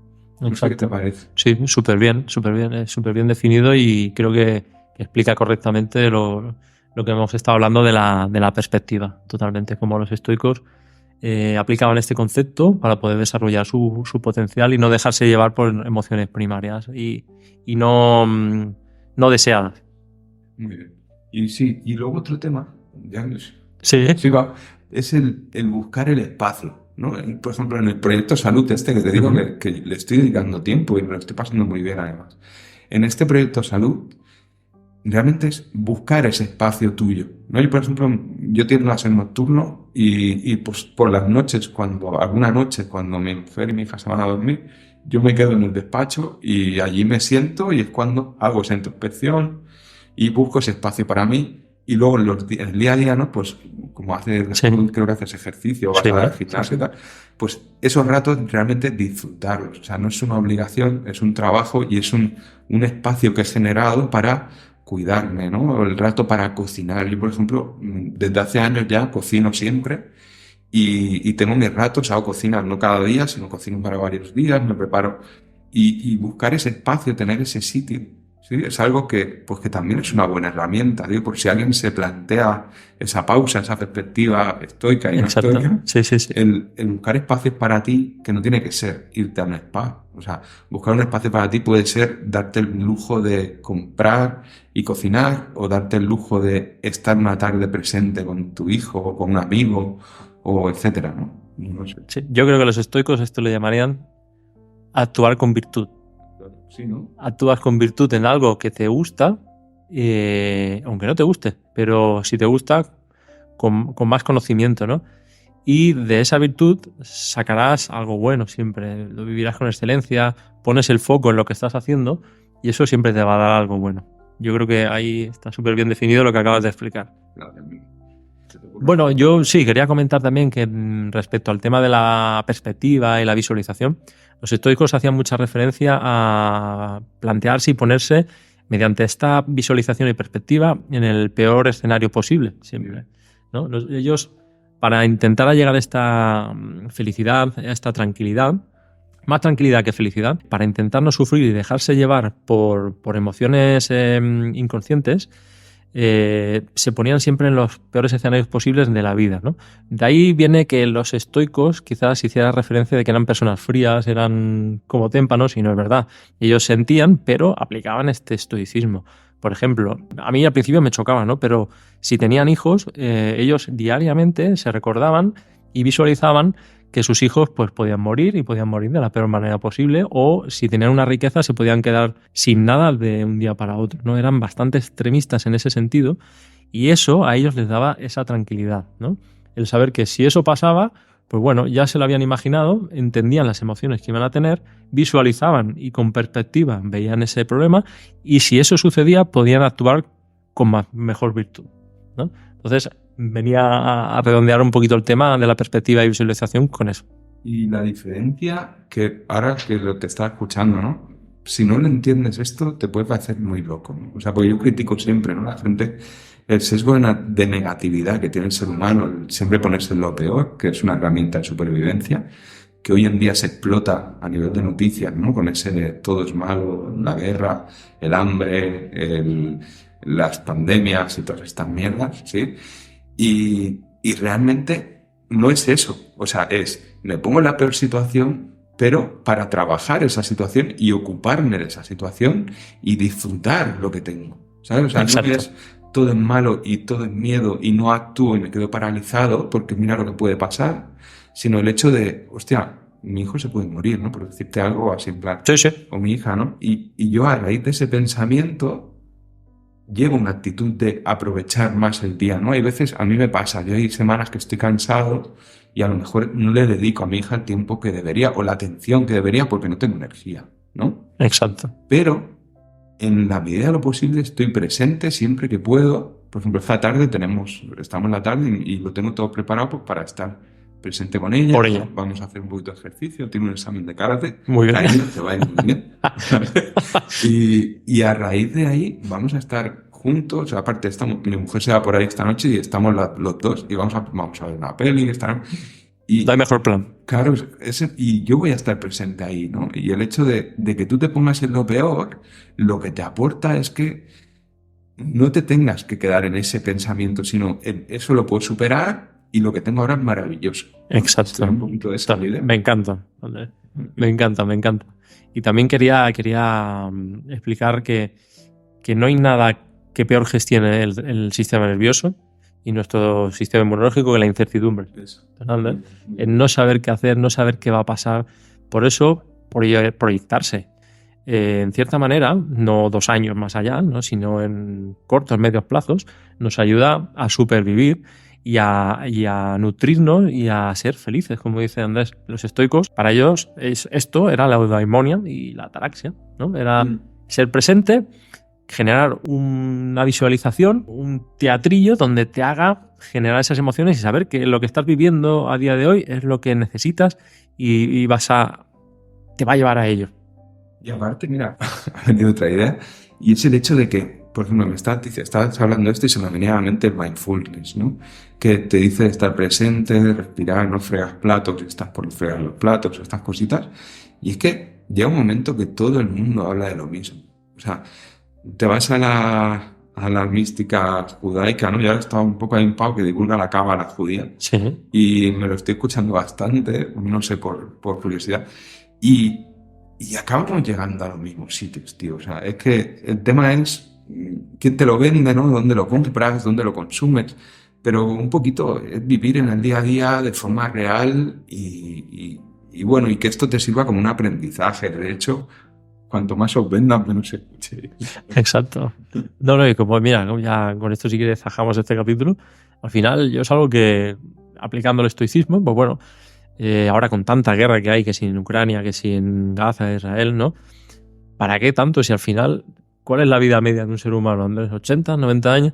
Si al final nos vamos a morir todos igual, ¿qué necesidad de perder en tiempo en cosas que no necesitamos si no va a trascender a más, ¿no? Entonces, por eso es importante aplicar el foco en lo que estás haciendo día a día. Intentar llegar a esa eudaimonia, a esa ataraxia, en lo que tienes, ¿no? Dentro de tus posibilidades, sin intentar cambiar lo que hay fuera. Ahora, con tanta guerra, pues bueno, yo he llegado a un momento donde, hostia, me sabe fatal, pero es que no puedo cambiar nada. Como ser humano que soy, entonces, eso te da cierta tranquilidad. Puede sonar egoísta, pero creo que no lo es. Bueno, es que realmente todas esas noticias y todo eso que pasa, es que te tienes que adaptar a ello, hacer lo posible. Si puedes ayudar, si te puedes permitir el ayudar, ¿no? Pues hacerlo, pero y el hecho de que tú gastes tus recursos mentales y emocionales en eso, no estás aportando nada allí. O sea, lo que vas a hacer es estar peor aquí. Como mucho puedes aprender de lo que no hay que hacer o intentar ver qué está moviendo el conflicto, ¿no? A lo mejor, y ahí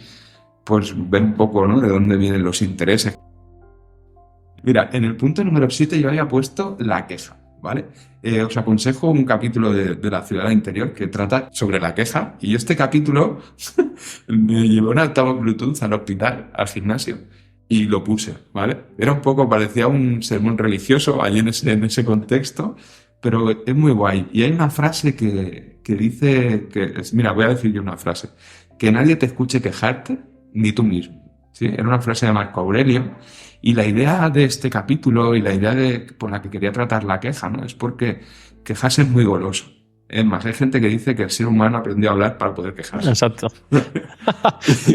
y realmente es que es muy goloso, ¿no? Porque cuando tú te quejas, lo que estás haciendo es soltar cierta energía negativa y la estás pasando a tu entorno. Entonces, lo que te propone el estoicismo es no te quejes, sino para solucionar el problema.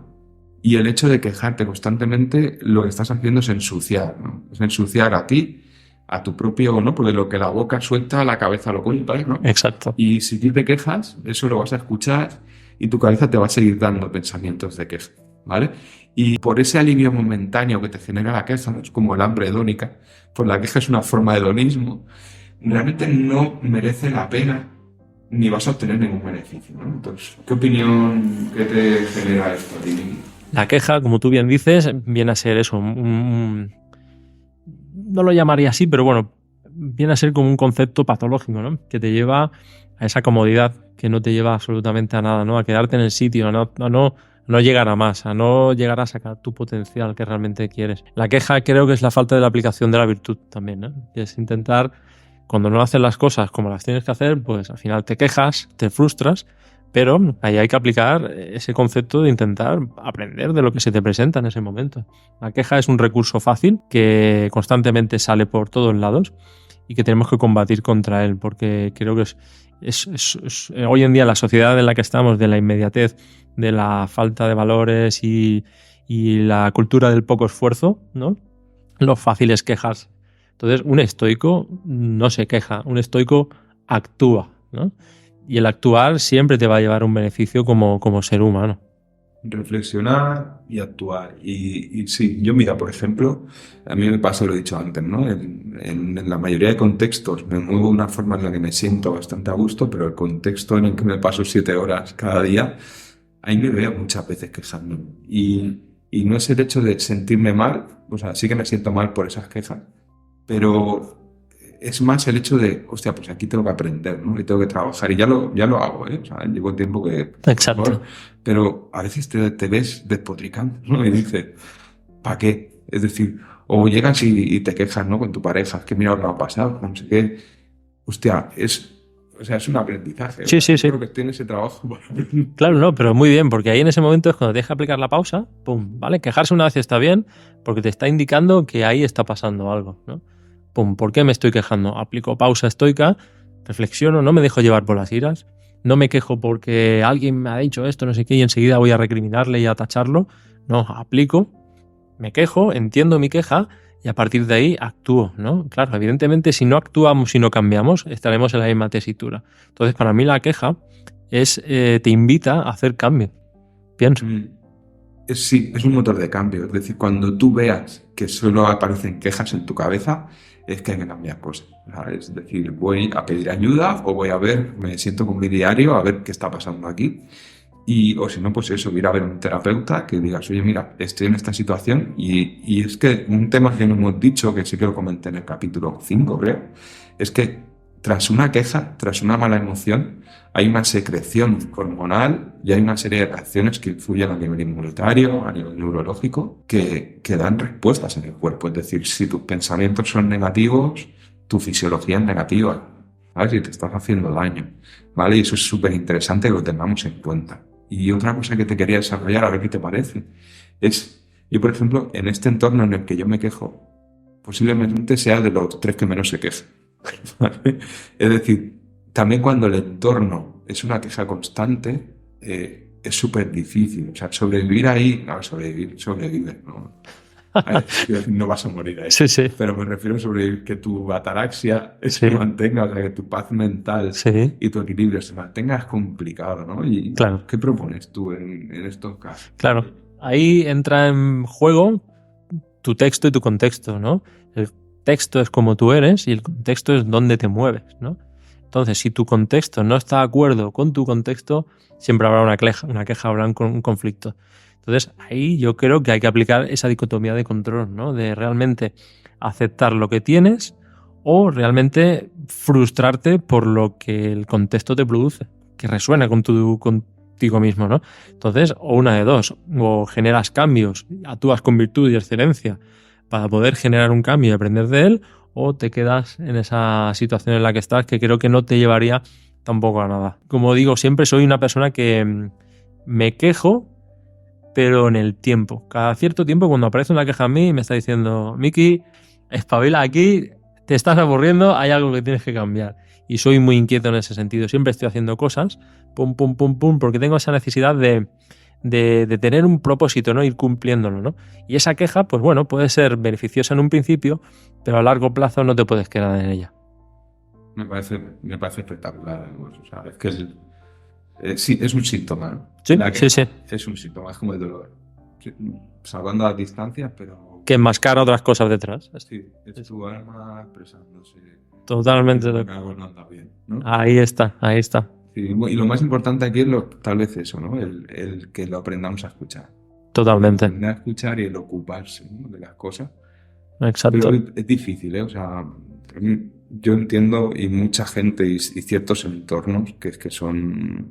Pero bueno, yo os invito a eso, a no quedaros. También que estés en un entorno muy desfavorable, tampoco justifica, no es duro lo que voy a decir, pero tampoco justifica el que te dejes llevar por él. O sea, intentar sin culpa, si no podemos, pero siempre hay ayuda, siempre hay opciones de cambio, ¿no? Y Exacto. creo que vale la pena. Sí, Vale la pena. sí, la dicotomía de control, Andrés. Volvemos a ello. Al final, siempre depende de ti que tú puedas cambiar algo. Y siempre puedes cambiar algo. Lo que pasa es que dejar un trabajo, dejar a tu pareja, pelearte con un amigo, cuesta. Eso genera un proceso que puede ser doloroso. Pero el cambio siempre está en uno, al final, ¿no? Tú eres dueño de tus propios actos y responsable de tus propias palabras. Entonces, quedarse en la queja cuando uno mismo puede actuar no es una buena respuesta. Ya. Son terrenos pantanosos por el hecho también de que hay gente que tiene unas vidas bastante complicadas, sobre todo a nivel social, económico, y en esos ámbitos, claro, este tipo de consejos, ¿no? Yo, por ejemplo, a veces escucho en YouTube, no paran de salirme anuncios, como consumo este tipo de material, no paran de salirme anuncios de tíos de 28 años. Los algoritmos. Sí, los algoritmos, exacto. Pero tíos de 25, 28 años que son ricos, que van con su Mercedes y te están diciendo... Estás perdiendo el tiempo. No procrastines, haz como yo, ¿sabes? Sí, tienes 3 hijos como mí y tú, desgraciado. Y claro, Y tienes la mitad de edad que yo, ¿no? claro, tienes la mitad de edad que yo y te dedicas a dar consejos y que me parece bien, ¿eh? Seguramente tenemos que aprender de ellos, ¿no? Pues están mejor adaptados al entorno actual y tal. Pero claro, habrá gente ahora que pueda pensar de nosotros similar, ¿no? Hostia, vosotros que tenéis, pues eso, un negocio, ¿no? Que vivís más o menos en un contexto guay, ¿no? Con tu familia, tu piso, pagando hipoteca y esas cosas. Exacto. Pero que tenemos y nos estáis hablando de temas de estos, ¿no? Es como falta de autoconciencia y tal. Exacto. Tranquilo. No, pero bueno, tenemos que hacer conocedores también de que tú y yo, creo que tú tampoco, pero no venimos de familias con negocios heredados, por ejemplo. O sea, Andrés y yo somos autodidactas autóctonos a nivel empresarial y de formación, ¿no? Al final, yo ahora os pongo mi caso, ¿no? Pero yo vengo de una familia que todos somos, toda mi familia son carpinteros. Y yo soy el único que se salió de esa zona de confort porque creo que me dio unos valores, pero no me daban lo que yo necesitaba. Entonces mi queja era, yo no quiero esto, pero si no quiero esto, tengo que hacer un cambio. Tuve que levantar desde cero todo un proceso empezando con una formación y Andrés exactamente igual, totalmente. A ver si yo también, o sea, yo en el momento sí que lo viví mal y lo pasé mal, pero otra de las cosas es, con perspectiva desde atrás, realmente mucha gente me dice, hostia, que tío, ya habías llevado, ¿no? O, no sé, problemas familiares y tal. Pero luego, a tiro pasado, realmente dices, bueno, ahí lo he pasado mal, pero ha habido gente que lo ha pasado mucho peor que yo, ¿no? Y el hecho de poder salir o invitaros a, pues eso, a reflexionar un poquito, a buscar ayuda, es que de todo se puede salir en mayor o menor medida, ¿no? Hay situaciones, pues mira, que serán otra vida, ¿no? Pero la mayoría de veces, no es para que no penséis que no somos consecuentes con lo que decimos, realmente la mayoría de veces siempre hay que trabajar. No vas a salir de ciertas situaciones en 2 días, pero bueno, sí, mira, me voy a meter en un campo de patatas, pero se me ocurre, por ejemplo, la fibromialgia, que es una patología muy jodida porque aparte nadie les entiende y son pacientes que lo están pasando súper mal. O sea, realmente se puede salir de ahí y hay mucha gente que lo ha conseguido a base de aprender, de cambiar, pues eso, de trazar cosas en el medio o largo plazo. Es decir, acciones hoy a nivel de alimentación, de ejercicio, de entorno social. Conducta, sí, mucho tratamiento cognitivo-conductual, terapias, sí, y parte física de ejercicio. Y esto progresivamente, objetivo a objetivo, se consiguen cambios y se consigue mejorar. Y estamos hablando de situaciones a nivel clínico súper jodidas. Súper complicadas. Sí. Con poco apoyo. Hemos empezado con la queja y hemos hablado con la fibromialgia. Vaya. Bueno, pero el perfil de un paciente fibromiálgico, ¿cuál es, Andrés? Es la queja. Y que realmente es una patología. Yo quería hablar de esto en el podcast porque es una patología que difícil de ayudar. Yo creo que no he tenido éxito en estos casos, no he tenido nunca, si no es con apoyos en el hospital, los hay, pero tú formas una pequeña parte. Pero en consulta, osteopatía y de PNI, o sea, nunca obtienes, el paciente deja de venir, porque a veces sí que consiguen mantener un poquito los dolores y tal, pero son casos pero necesitas un equipo. O sea, necesitas una parte de abordaje psicológico, hablar mucho con ellos. El tema es que a veces no se lo pueden permitir, porque, por desgracia, ¿no? Esta sociedad, a no ser que hayas heredado, Exacto. Nos movemos por dinero. no Sí. poder trabajar Sí, no te permite y tampoco te permite acceder a ciertas terapias. Sí, sí. Pero son casos que no llegamos a abordar, pero realmente es donde más podemos incidir, ¿no? Exacto. Pero Sí, bueno. sí. Ahí lo dejo. Ya que hablaremos de ello. Y mira, ¿todavía no vas bien? Sí, yo, sobrado. Pues vamos con el que quedan 2 temas que yo he Perfecto. preparado. Genial. El primero es que para mí es de los más profundos, que es Memento Mori, ¿no? Totalmente. Y es se me erizan hasta los pelos. Es un tema que hago una pequeña introducción, ¿vale? Este tema. Memento Mori quiere decir, recuerda que vas a morir, ¿vale? Y igual que los estoicos se ponían siempre lo peor, la muerte estaba presente, ¿no? Entonces, hago un poquito de dónde viene el concepto de la muerte aquí Genial. en el siglo XVII, con el surgimiento de la modernidad y el racionalismo tras la Edad Media, se desplazó el sentido trascendente y religioso de la muerte por un concepto más materialista, ¿vale? Y en la actualidad, en el siglo XXI y durante el desarrollo del siglo XX, con la tecnología y la medicina, la muerte se acabó convirtiendo en un fracaso, en un tabú y para muchos incluso en un problema técnico, ¿vale? Entonces, yo es un tema que me muero de ganas por hablar en el Vitalista y describir sobre ello, pero simplemente decir que el resultado de lo que he dicho es que la muerte se convierte, para los que nacemos en Occidente, en algo muy lejano, en el final de todo y en desaparecer, ¿no? La muerte es algo que no tenemos en cuenta y que cuando pensamos en ello nos aterra, ¿vale? No sé si a ti te ha pasado, ¿no? Pero estar por la noche a oscuras y pensar en esto, hostia, yo he sentido miedo y sobre todo cuando era más chiquito e incluso ahora a veces, ¿no? El pozo ese, el vacío en el que caemos los ateos, Sí. ¿no? Cuando hablamos de la muerte, ¿no? Y lo que hacemos en Occidente es vivir de espaldas a ella. Y una de las cosas que defienden o que aportan los estoicos es que a la muerte hay que mirarle a los ojos cada día, ¿no? Y aceptar que es el final del camino. Vivir sabiendo que vas a morir. Entonces no vamos a cambiar ese hecho, el hecho de que el último paso que vas a dar va a ser morirte. Hay un hashtag muy divertido que dice, el que tenga miedo a morir que no nazca. Exacto. Que a mí me hizo mucha gracia, ¿no? Pero no vamos a cambiar ese hecho, pero lo que te proponen los estoicos es cambiar esa sensación que tienes cuando afrontas estos pensamientos, ¿no? Mejorar las reacciones físicas y químicas y el hecho de saber que vas a morir y que esto tiene un fin hace que también aceptes las cosas y aceptes que empiezas a ver mal de cerca o que empiezan a salirte canas o que pierdes pelo, ¿no? O te arrugas. Exacto. ¿Sí? Son cosas que la sociedad, de hecho, mira, hablando de Marcos Vázquez, Sí. el último libro que ha sacado es Anti-envejecimiento. Sí, el Vive Más. como Vive se llama, más, sí. ¿sabes? Vive más que sí, ¿eh? O sea, ojalá, ¿no? Pero tampoco es un objetivo. No. O sea, venimos 80 años, nos da tiempo a hacer muchas cosas, ¿no? Y si lo aceptas y si te quedas en paz con ello, yo realmente, mi situación con la muerte, ahora que ya llevo a la media parte, Exacto. mi situación con la muerte ha cambiado mucho. O sea, Sí. a veces me siento a pensar en ello.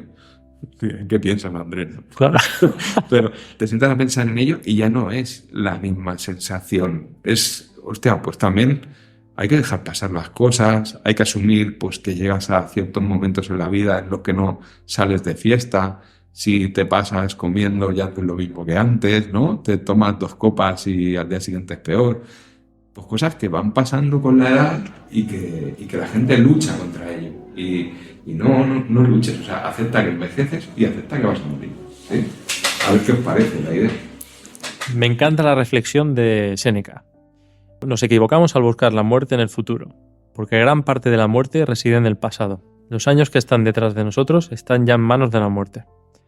Entonces, ¿qué viene a decir con esto Séneca? Que la muerte es algo que es presente desde el día que nacemos. Sabemos que nacemos y sabemos que morimos, pero no entendemos la muerte como un proceso de vida necesario, ¿no? Al final. Entonces, los estoicos hacían referencia a la muerte y al memento mori, que hagas lo que hagas, al final te vas a ir igual, ¿no? Y tienes que aprovechar y disfrutar del camino, ¿no? Si no recuerdo mal, Marco Aurelio tenía 2 personajes que iban con él que cuando él tenía la capacidad de, por ejemplo, me lo invento, de no sé, invadir este pueblo y generar esto, tal y cual, no sé qué, algo muy grande, un propósito bastante inalcanzable, estas personas le decían, memento mori. Le decían, te vas a morir igual.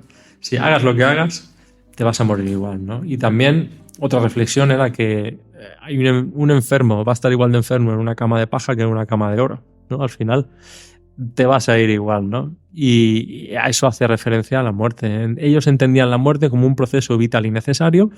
Entonces, antes de que llegara, aprovechar ese camino para desarrollarte, ¿no? Pienso que el miedo a la muerte, como decías tú, de bien joven, yo también lo he tenido. Recientemente he vivido una muerte de un familiar por un proceso patológico bastante grave y eso me ha hecho reflexionar mucho al respecto, ¿no? Tener la muerte muy presente y día a día. Y cuando somos jóvenes yo creo que tenemos más miedo a la muerte, Andrés, porque al no haber desarrollado casi nada, tienes como presente de que, joder, me puedo ir en cualquier momento y no he hecho nada, ¿no? Entonces tú y yo, como tú me has dicho, estamos a mitad de peli, ¿no? O no sabemos, ¿vale?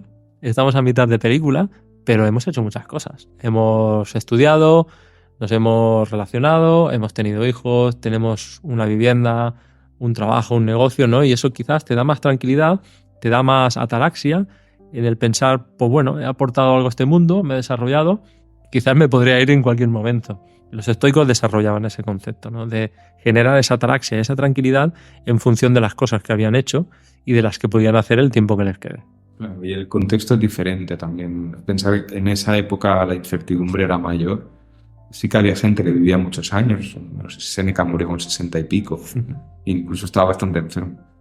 Pero hoy en día, pues eso, te puedes permitir un recorrido más grande y ciertas cosas que en aquella época era incertidumbre absoluta. ¿Sí? Y no sabías ni si podías comer al día siguiente.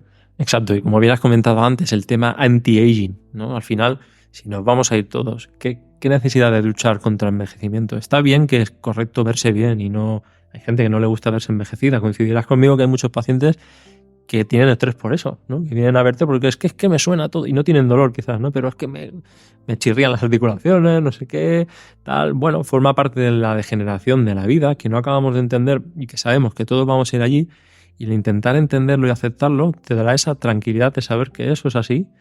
Intentemos no luchar contra el envejecimiento, porque el principal factor de riesgo de enfermedad es el envejecimiento. Mientras más viejos somos, más probabilidad hay de que nos pasen cosas y es normal, ¿no? Entonces, el hecho de entender ese proceso hará que estemos muchísimo más presentes en el futuro. Sí, En el presente, perdón. Yo tenía un caso de pacientes, ¿no? Con dolores de rodilla y que corren en montaña.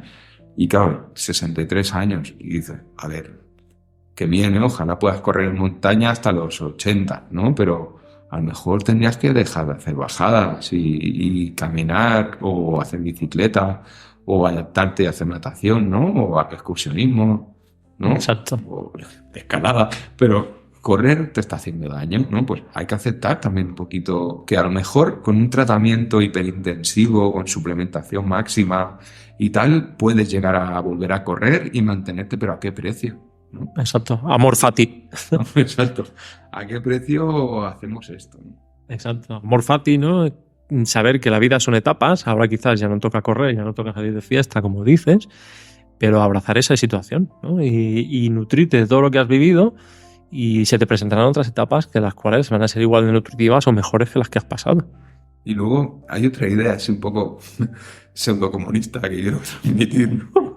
El hecho de que, joder, vienes aquí 80 años, ¿no? Y haces tu historia, consigues lo que quieras conseguir y tal, pero hay gente que viene ya con mucho conseguido y que su pelea es destrozar a los demás para mantener lo que tienen. Es decir, ya por eso digo pseudocomunista, porque me refiero a gente que ya no vive la vida, vive con ese clapaucis que he dicho antes de los Sims constante, y que su vida pasa por preservar algo que no es tuyo. Que no tiene sentido. Una de las cosas que decía, mira, el otro día lo sacaba en otro contexto de TikTok, ¿vale? Era, no has perdido nada, lo has devuelto, ¿no? Sí, sí.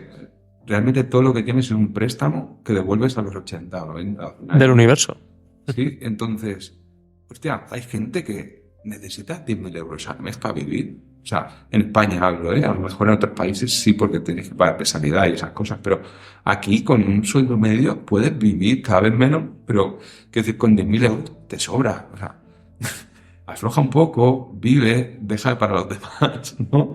Y no sé si sabiendo que vas a morir, a lo mejor cambiaría ese, ¿no? Teniendo presente el hecho del memento mori. Sí. O sea, ¿para qué necesitas todo eso y gastar tanto? Y no sé, no digo de vivir en la cama de paja siempre. Exacto. Pero hostia, progresa, prospera, pero de forma sostenible. ¿Sabes? Sostenible no hablo medioambientalmente, que también, sino sostenible con la sociedad. Es decir, lo de los bolsos, es que el otro día me contó mi mujer que fue con la niña del Corte Inglés, porque pasaban por allí y tal, entraron en el Corte Inglés, que hace años que no entra, y dice que la niña pues le gustan las colonias y todas estas cosas, La ¿no? primera planta del Corte Inglés, Sí, ¿no? exacto. Y se acercó y un chico le dio un bolso y dijo, ¡ay, qué bolso más bonito!, ¿no? El tío se lo puso y, y cuando nada, mi mujer lo deja, se cae el bolso, ¿no? Ay, perdón, no pasa nada, lo pone. Y en esto que mi mujer cogió el bolso valía 3.700 euros. Casi nada. 3.700, digo, la madre que los parió, ¿verdad? ¿Qué sentido tiene? Placer hedónico. Claro, es el placer hedónico, pero ¿a costa de qué? Es decir, para que alguien se gane ese dineral, ¿para qué necesitas eso? ¿Qué te aporta como persona tener un bolso de 3.000 euros? O sea, yo veo a alguien que tiene un bolso de 3.000 euros y no pienso, hoy qué gran persona, ¿no? Que accede a estos recursos, no pienso, menudo. Exacto. Bueno, pero la sociedad se mueve hoy en día por esto. Mira, yo no tengo redes sociales, precisamente porque no me llaman nada la atención, pero de vez en cuando veo a mi mujer que toca ahí, bueno, cositas y tal, y todo con lo que tú comentabas antes de YouTube, ¿no? Gente de 20 y pocos años, forrada, que sí, mira lo que tal, no sé qué, intenta conseguir lo mismo. ¿A qué te llevas? ¿No? ¿Qué necesidad, ¿no? ¿Qué hay detrás de todo eso, ¿no? Entonces, si al final te vas a ir igual, ¿no? Memento mori. Claro, no, consigue un estilo de vida tal, intenta ayudar a... Nosotros tenemos una profesión, por suerte, que ayudamos a los demás. O sea, a mí eso me Muy aporta humana. muchísimo. Con el tiempo he podido ganar un poquito más y vives un poco mejor, pero tampoco aspiro a montar cursos para 100.000 personas y ganarme y meter 100.000 euros al año en mi cuenta. O sea, realmente con conseguir un sueldo medio, pudiendo ayudar a los demás y lo que haces tú, realmente tener tu consulta que funcione e irlo gestionando y que no te quite toda tu vida y puedas estar. Es que es un poco la línea de vida y trabajar y luchar por ello, ¿no? Ese Ikigai. Ikigai, sí. ¿No? Propósito. Si te pones con el Ikigai, el propósito, yo mira en la newsletter, que os recomiendo que os suscribáis, tengo que hacer un poco de spam. No, pero en la newsletter comentaba, ¿no? Vi un capítulo de una serie que era de comida asiática, ¿vale? Comida asiática Sí. en la calle, Sí. ¿vale? Y la mayoría lo regentaban abueletes que vivían para dar de comer a la gente. Por y para. Sí, ellos se sostenían, tenían 80, 90 años y seguían ahí trabajando porque su receta y se sentían muy importante. Y eso es un Ikigai. Es decir, un Ikigai no es llevar una empresa y convertirse en el nuevo Steve Jobs. O sea, un Ikigai puede ser tener mi consulta y ayudar a gente y poder vivir de eso. O sea, no hacerte rico, pero poder vivir de eso. Y eso es una buena vida. O sea, exacto. No tienes por qué... ¿Y qué más quieren? Exacto. Y es más, y ya no vivir de eso, porque como tú bien decías, los tenderetes de comida regentados por gente mayor, que no sé cómo estará el sistema oriental, pero por ejemplo aquí, si hubiera un tenderete de gente mayor, esa persona ya estaría jubilada, quizás, cobraría su pensión y ya no tiene un motivo económico, ¿no? Tiene un motivo personal, un propósito, ¿no? Un qué, de levantarse cada mañana, ¿no? Como decía Marco Aurelio, cuando te levantes por la mañana, piensa en el precioso privilegio de estar vivo, de respirar, de pensar y de amar, ¿no? Entonces, estas personas tienen ese propósito que les hace avanzar, seguir avanzando, no quedarse estancadas y no quedarse en un proceso de incertidumbre, que es lo peor que lleva nuestro cuerpo y es lo que te lleva a la patología, ¿no? Los estoicos practicaban esto. Quiero hacer un comentario. Miki, me da miedo. O sea, Miki va hablando y va abriendo el libro que parece que lo abra aleatoriamente y saca frases. O sea, es espectacular. Es que yo creo que era amigo de Marco Aurelio. Lo tienes anonadado, ¿no? Para acabar, Miki, ¿hay algún tema de lo que hemos hablado o de algo que nos hayamos dejado que tú recomiendes o que... O sea, repetir lo que hemos dicho, ¿no? Pero...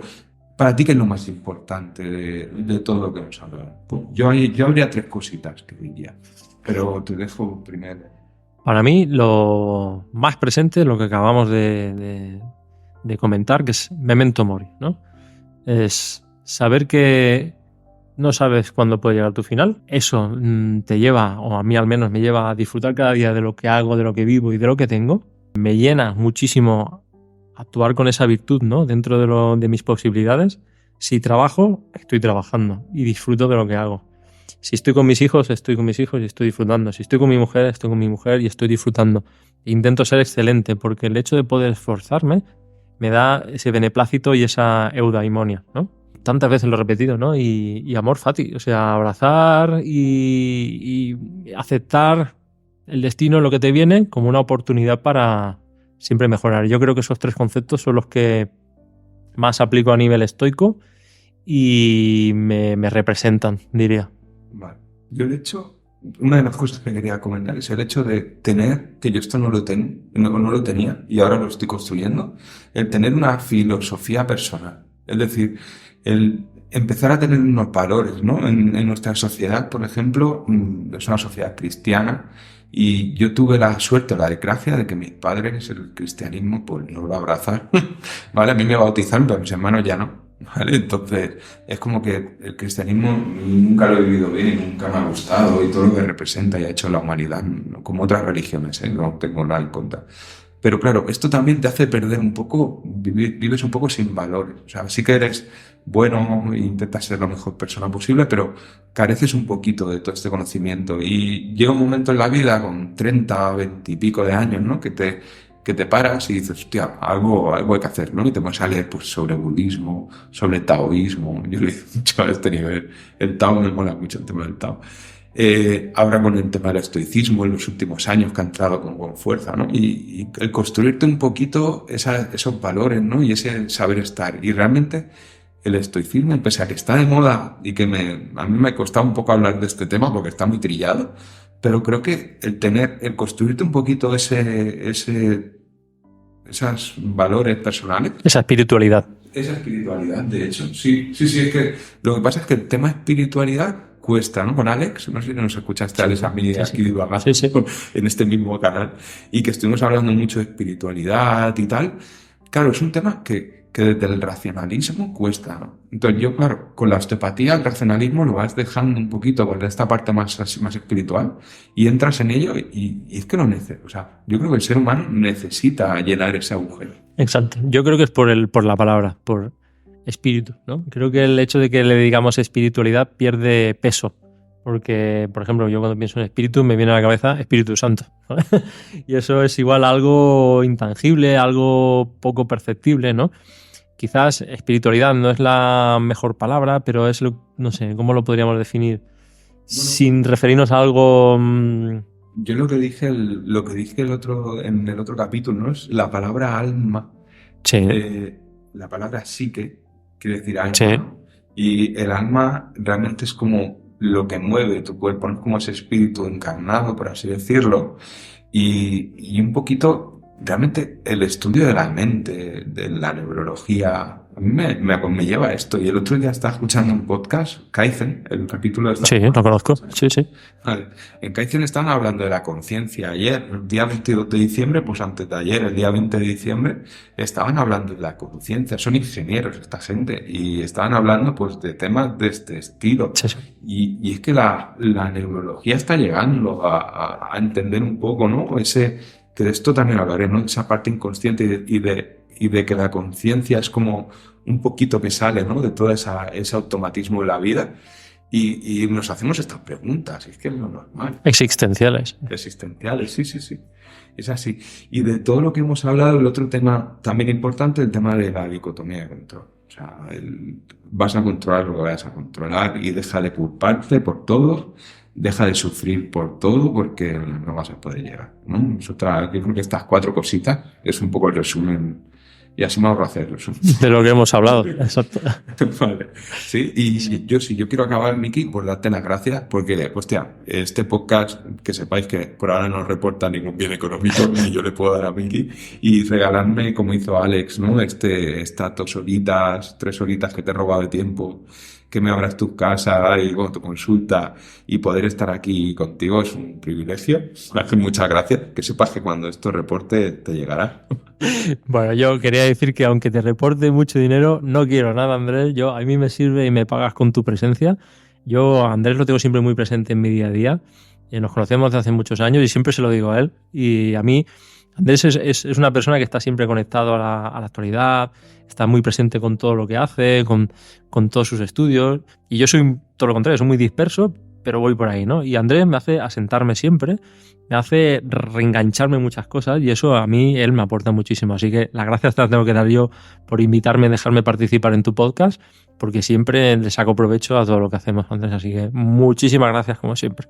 Tío, estás invitado siempre que quieras. Y aparte, si es que tenemos mil cosas que decir. O sea, solo con lo que aprendimos en la ECO, podemos aquí a estar hablando días y días. O sea, que ya nos veremos por ahí.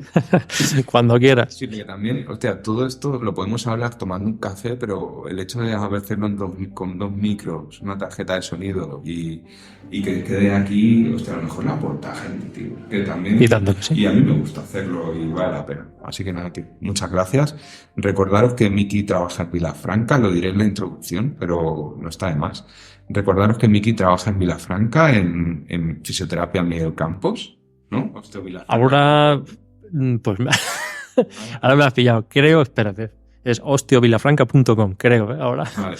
Bueno, y si no buscas Miguel Campos, estás en Google, ¿no? Sí, ¿no? sí, sí. Pues si estáis en Vilafranca o alrededores, no lo dudéis. Venid porque Miki os puede ayudar, seguro. Y nada, vale la pena. Solo por estar aquí entre estas 4 paredes y con la pedazo camilla que tiene. Vale la pena. Muchas gracias. Nada, tío, un placer. Igualmente. Abortamos.